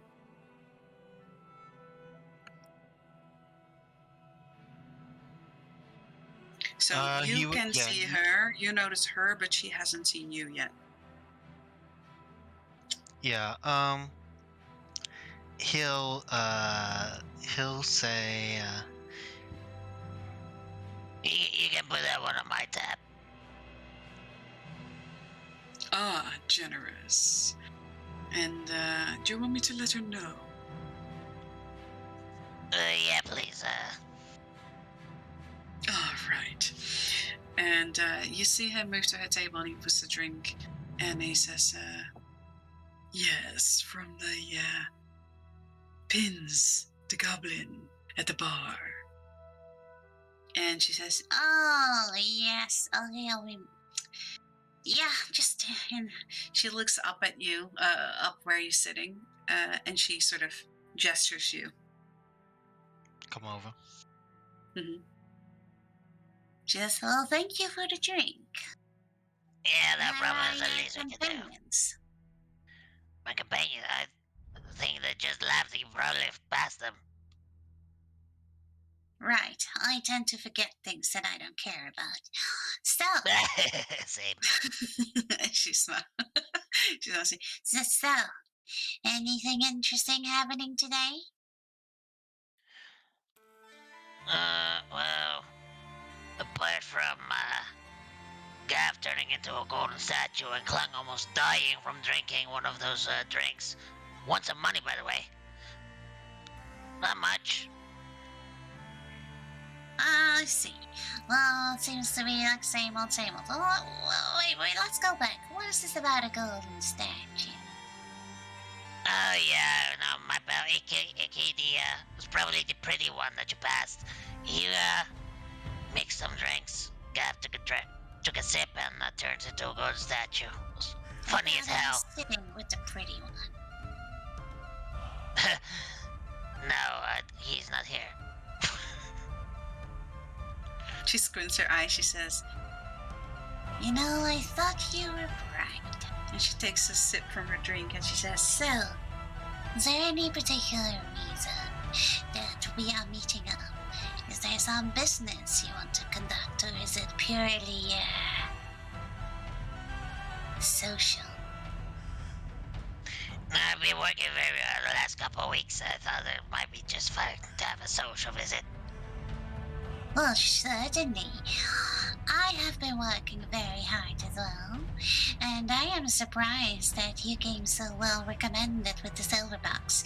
They have never used the same group twice. and she takes another sip. Yeah, they are very particular. I don't know how much I can divulge about that. Well, they have been clients of mine for several years now. Is that right? You know, He keeps wiping his cheek.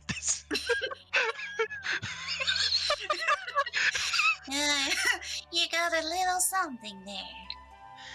yeah, I came across Fane earlier, and he was he didn't like me as much. Who? He never divulged his name to you. Oh, Yeah, this guy with the blue glowing eyes, one of them a bit misty. You mean the old blood hunter? Yeah, that's the one.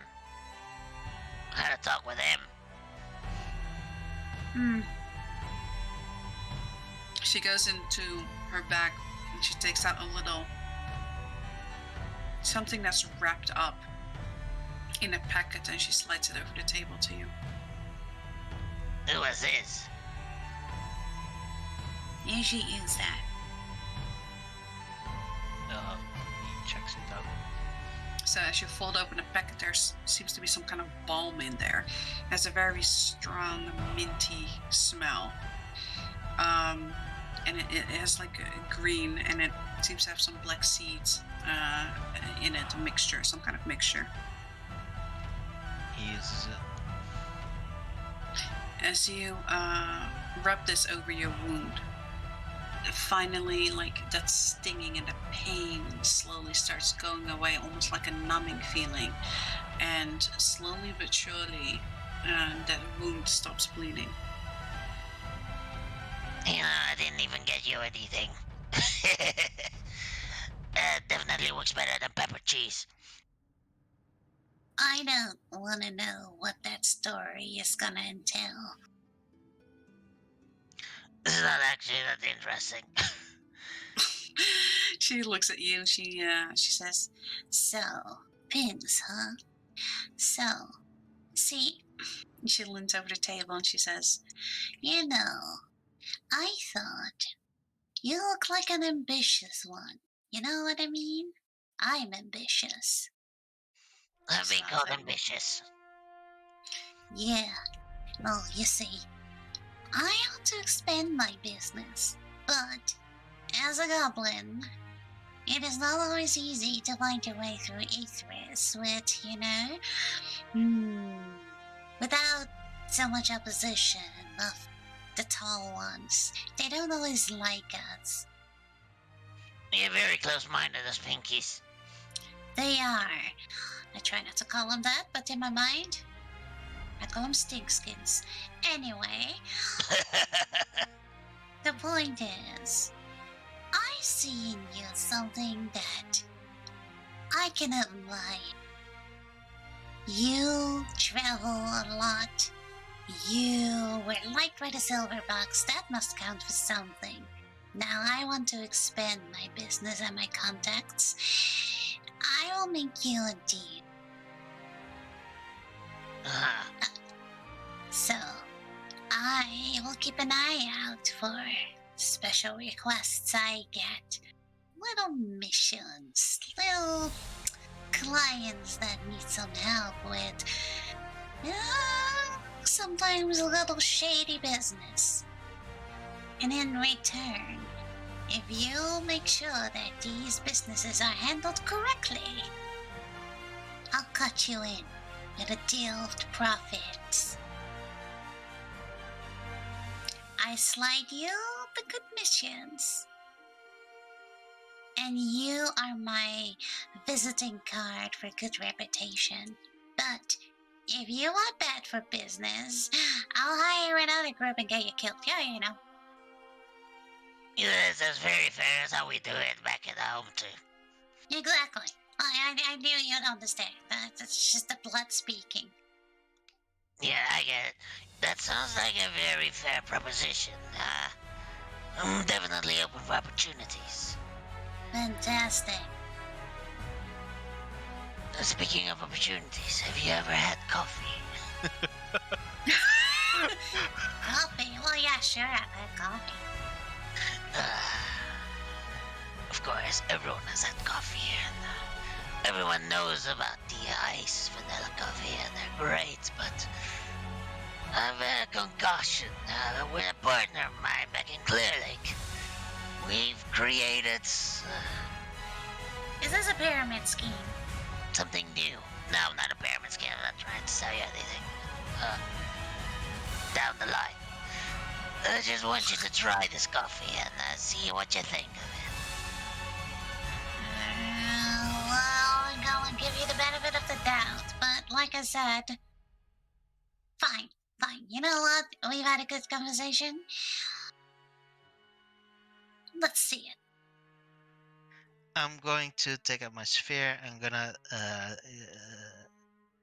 what's the word? Generate the Robertson's package. It's a whole chest of vials there. Okay, so you take out this big chest of vials and you open the box and they cling a little, and you start filling a cup with hot water, and you start mixing the coffee grind and the very specific dosages of each of these glass vials, the way that that you'll instruct it, unless you're not. Correct. I am right now, yes. Okay. And you turn this coffee, and she looks at it a little suspicious as this mushroom cloud comes out, all these colors, and she says, Oh, that seems like a very interesting process, and I'm not sure if I've ever drank anything like this before. Give me a moment. If anything goes wrong, I'm pretty sure Mandra's there can get me killed, so. That's for sure, but I like to survive the process. and she goes into her bag and she takes out a spoon, a silver spoon, and she sticks it in the coffee, she stirs it, and she takes it out. And she looks at it. Okay, seems fine. She puts the spoon back in her bag, and she takes a sip, and you see that the pupils dilate and her eyes grow big, and you almost like secondhand experience that because you love that feeling yourself. And she says, An extremely wide grin on his face. Yeah. Oh my! And she starts like fanning herself with the menu card that's on the table, and she says, You know what? they should mix this with the vanilla iced coffee. I don't know if this is what this is really good. It is, isn't it? I've been thinking about what to call this. I think I'm gonna call it together with my partner. We're still thinking of names, but I think this might be called the Kickstarter. the Kickstarter. Fuck you, dude. I'll find out a very smart name. You see, like her words become much more fast and rambly like, and she says, I think this is a fantastic idea. You know what? I have a new idea. We can expand this to my clientele. Really? We can make this work. Let me think. I will draw up a plan. And we can... Wait, I want on, Bastille. I'm gonna have to talk with my partner about that, but you only a little secret. And he leans in very close. And I think the boots are silent, but he's still gonna lower his voice a little bit. Yes. If she also leans in, he says, This process, if you are off just a teensy bit, you could really make someone crave this. If you know what I mean. You see, like, she smiles and it reveals like these sharp, canines that she has. So she says, "Oh, I see. But you know what? If you want to do that, we have to be really subtle about it. We cannot introduce that until really far down the line. Oh, I'll tell you, definitely. the Citadel is going to kill you." Well, they can certainly try, but I'm still here. For now. Grin. And she leans back and she takes a sip and she says, "You know what, Mr. Pins? You are a lot more interesting than I gave you credit for when I first saw you." You're as well. He just Well, smiles. naturally. and she sort of like swipes her hair like to the side. But you guys chat for a while. In the meantime, back at the airship, it is starting to pass midnight, and Imran and Gira, they do take you to the ship, and there is a large room that has some bunk beds in it. That has about 4 bunk beds in it, so it's space for about 8 people. Yes, And okay. yeah, she says, so all these beds look actually good quality, like very nice mattresses, blankets, it's a pleasant temperature. And she says, well, feel free to pick whichever bed you want. We wake up at 7 in the morning because we have things to do. As far as our mission is concerned, question mark? Well, we has what we needs in order to proceed. So we's Well- more than likely gonna need to head back towards Clear Lake. I'll make sure the course will be set. And I would love to hear the plans you'll draft before we leave so we can make proper plans. Proper plan of traveling, etc. That's gonna have to wait until Pins gets here, because he's done got the thing that's gonna make sense of the whole thing. Well, let's hope he survives. Let's hope he knows his way back, because you led us through a whole freaking maze here. Well, that's what I mean. Does the ship get us directly back to Clear Lake? Not exactly, unless you'd like to charter it. It will go in the surrounding area. So, Yeah, so... Yeah. The plan here is to go down south and kill a guy and come back, right? Well, he's got to kill the Colossus, and then we've got to kill another guy. So kill 2 guys. 2 guys. There's one guy called Zargo. Didn't even really ask what he did. But If I had to guess, yeah, he probably did something stupid. it's for a greater good, right? Yes, I'm sure it is. It's for the greater good of Clear Lake, for the greater good of. Yeah, good enough. I mean, there's a lot of goods out there. The blurb is being one of them. You see Imran leaning against the doorpost, and he says, "Oh yes, he's on the up and up." And he gives you kind of like a strange grin, and he says, "All right then, I'll keep an eye out. If Binz isn't back in the next 3 hours, I'll go see if I can find pieces of him at the gate. Yeah, well, if you can help it here, try and bring back at least something. He's one of Morgana's favorites. He's not back in 3 hours. We'll leave him behind. Sounds like a plan. No. We just got to bring back something here. Otherwise, And here. yeah, something. That way Morgana doesn't kill the rest of us. I haven't seen Morgana yet, actually. It's okay. You like her. She's a really cool lady. I don't really do well with leaders. If you haven't seen, I'm an outcast.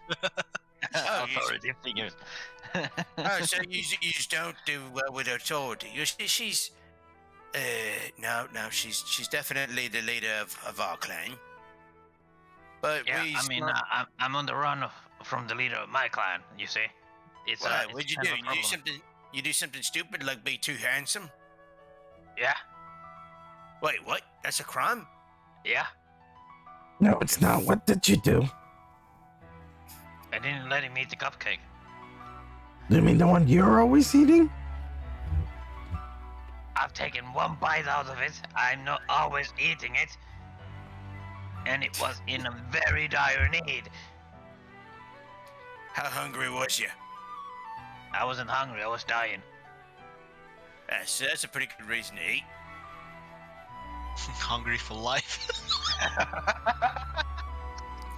Hungry for words? No, hungry for worms. If you know, you know. Had to get the worms. Yeah. Going on. Yeah, no. Okay, so this fella's after you, yeah?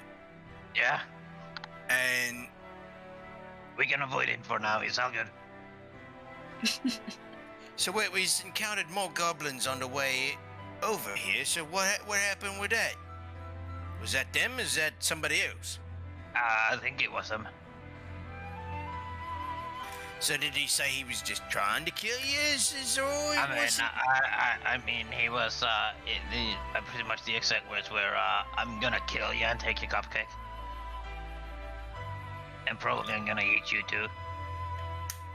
Well, that would be the logical thing to do, after all.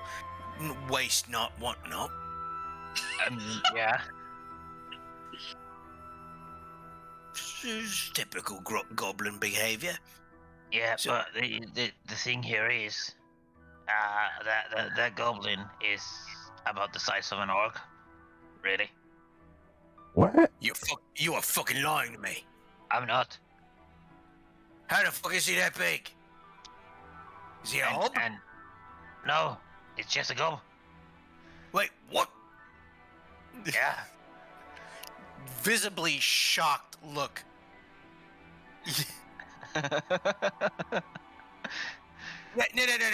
No. Bob is an actual orc.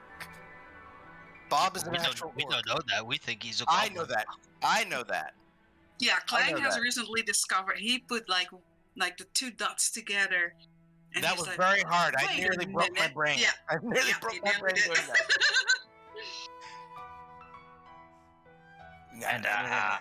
And honestly, the time I saw him, he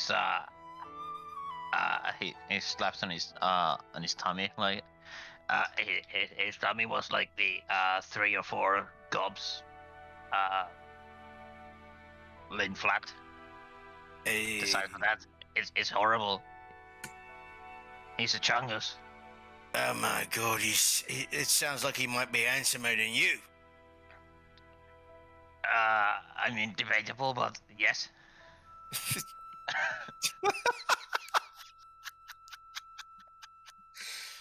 For the love. Look. So you taking the cupcake that he was gonna eat, and you done ate it. I didn't eat it. I just ran off with it. All right. You done run off with it. Yeah, now Yeah. you want it back. Yeah, he wants you back. And what you gonna do about it then? I'm gonna kill him eventually. Eventually. What's stopping you from going back now? You's pretty strong already. Yeah, but that gremlin, he's a chungus, and he ate a troll. He ate a what now? He ate a troll. Hey, Gav, does you get as big as an oak by eating a troll? I Yeah. don't think so. At least that's not how it's supposed to work. How badly does this guy want to Don't kill ask you? me. It's. He was alive before I was. I don't know what he did. I'm just going on by words I hear. Okay, that explain things. If only Pins were here to know what trolls do. I know, right? You probably know exactly what a troll does. No. Alright. Well, there's a lot of questions that I have here, but my brain is already running on all of its legs right now. I don't know what I can. Okay. I'll try and cool off your brain. What comes after 6? 7. Oh, thank God, my brain. Not getting a good results out of that one. Brain is not cooling down. But Gara and Imran, they leave you guys to it in a room. Pins, you drink a while with Klinkle, and it starts becoming terribly late. And at some point, Klinkle seems like she's getting a little tipsy, but she looks like she holds her own pretty well. And she says, like, Well, Mr. Pins, I really enjoyed our conversation and our plans. Wink, wink. It's time for me to hit the sack because I need to get up really early again tomorrow. Yeah, it's gonna be a few hours for you. But, here, take this. and she gives you something that looks like a little construct. And it seems to have like a tiny a wind-up key. Okay. And she says, Have you ever seen one of these? Have I ever seen one of these? absolutely not. No, I mean, is that what you asked? Yes. Now this will be it first. You turn the key here. Yes, you do. And she shows it. And the wings start fluttering like once, like a twitch, and then you hear a soft whirring in the body as these wings now start fluttering quickly. And it looks like a little mechanical hummingbird. And she says, Well, look here. and she opens the chest, and there is room for a really small rolled up piece of paper. And she says, If you want to contact me, use that.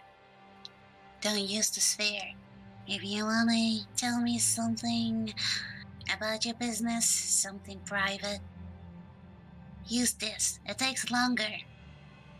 But don't trust the Citadel. Don't trust the Raven Masters. Well, anyway, I have to go. I'll see you. I'll see you another time. and she gets up, and He just holds it up and it says, Much appreciated. I'll be in touch. she nods at you, and she starts making her way out of the Death's Knell. alright. Pins gathers his stuff back into his sphere. Surrounds things.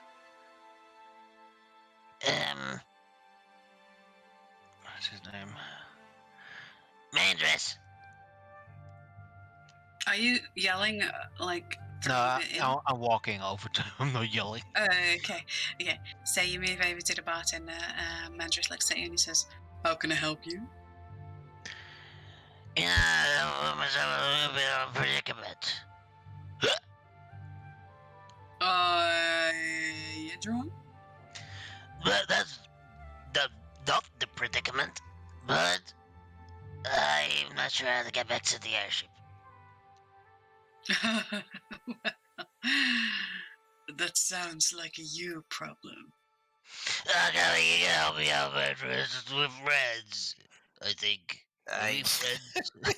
Can we be friends? How much is it to be your friend, Mandress? I don't think you can afford it. Ah, the things I do for business. Right. Get over here. And he sort of like pulls against. How drunk are you? I'm not. I would say a bit more than tipsy, but not knockout drunk. Okay. You see, he does something. It's hard to see because you are a bit tipsy, and it's a little hazy. But your sphere activates, and he says, "Nothing comes for free, my friend." And there is some money getting withdrawn from your sphere, but he puts the same kind of sphere that Gavolgov got. You get a similar kind of sphere, but it's like a goldish kind of color. And he says, "Only works once." And he puts it in there, and you start seeing a golden dust trail. He says, "Keep following it and make sure to be fast. The bird bugs bite."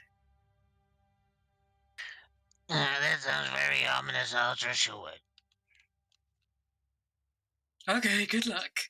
And he nods at the bouncer, who kind of takes you by your upper arm and takes you outside. And he says, like, "Thanks for your business. Hope to see you soon again. Goodbye." Bye! A little shove, and these stone doors, they close behind you, and you see that sort of dust trail. And it's eerily quiet, and you hear sort of the dropping of water every now and then hitting the floor, and you start hearing strange sounds, screeches.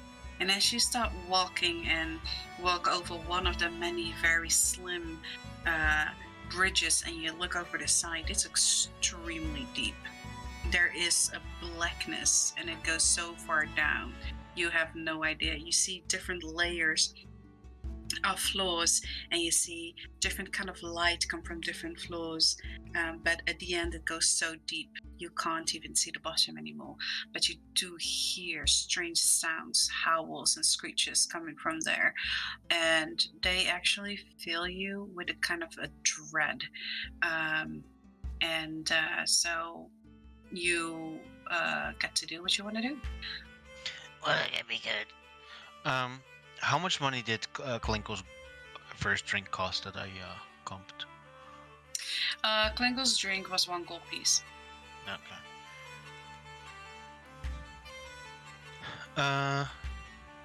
He's just going to stick to the shadows. Hope that his skills keep him hidden, and just kind of follow the gold trail. Yes, absolutely. Roll me a stealth, please. Is it with disadvantage? It is with disadvantage because it's very, very dark in here. Right, but Are you drunk? Yeah. 12. At 12. So you don't do great at stealthing. You almost stumble off a bridge at some point. But you feel pretty confident. You do at some point feel like cold wind grazing like past your cheek, and the hairs in your neck stand up, and you swear that there's times that you see shadows move, or you saw a statue and then you blink and it's not there. Things feel very weird in here. And by the time you make your way all the way to the ship, you actually feel a sense of relief making your way to the outside of the gate. But you do manage to make your way to the airship, where you see that Gera, who is actually working on the navigation, she tells you that the rest has already gone to sleep and is downstairs, where you find your way also to this room with the bed bunks. Why don't you sleep, Kira? Not a whole lot.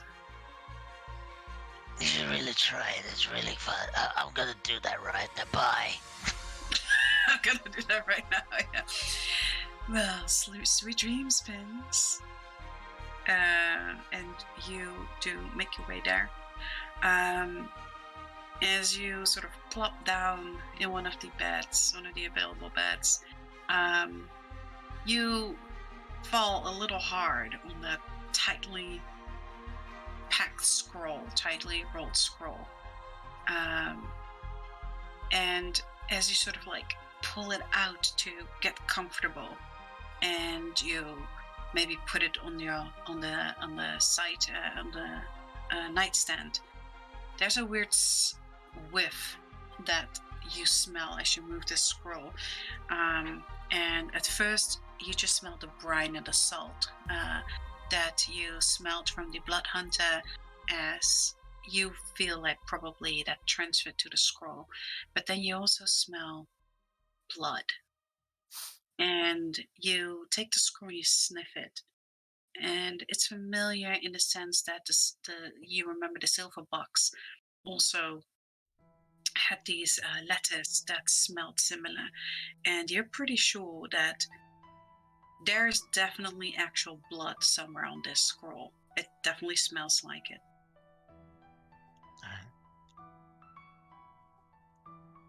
Damn.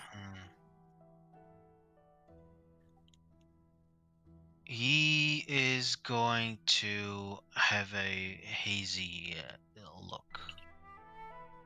Okay.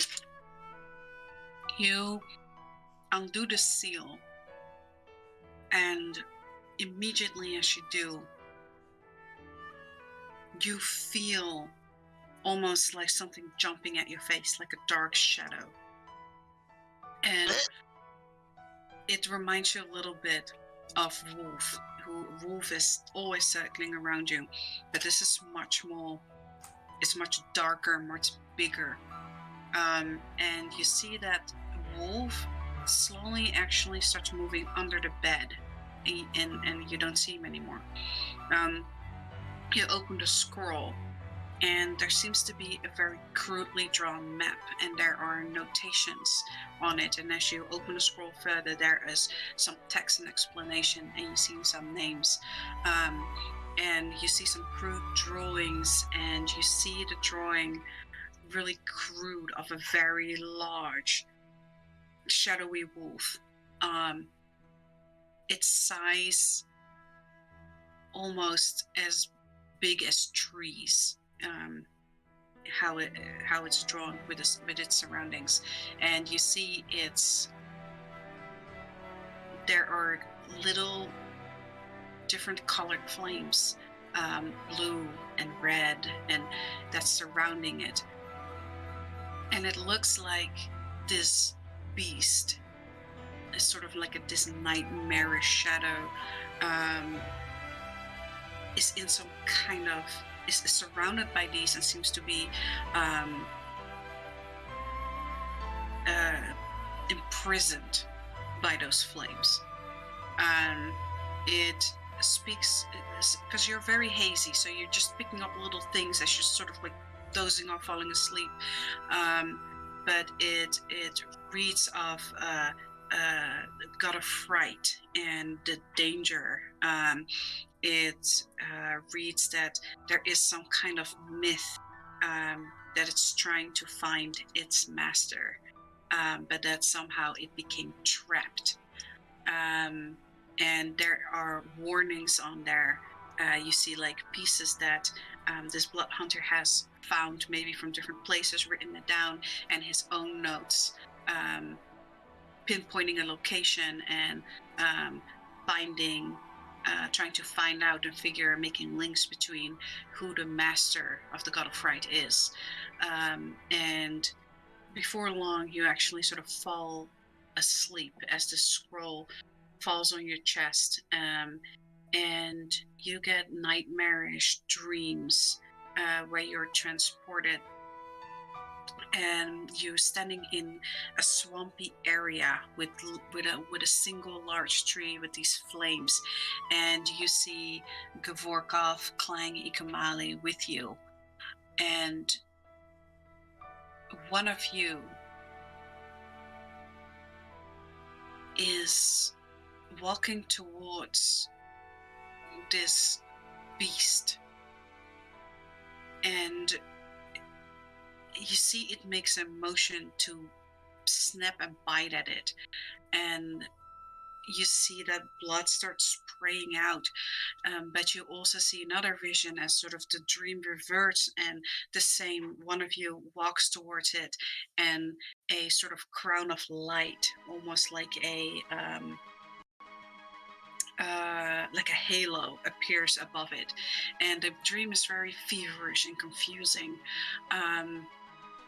But you have the feeling that there are several paths to approach this, as the information starts to make sense in your mind while you're dreaming. But this is where we are going to end the session for tonight, guys. Okay. Yeah. Damn. So you guys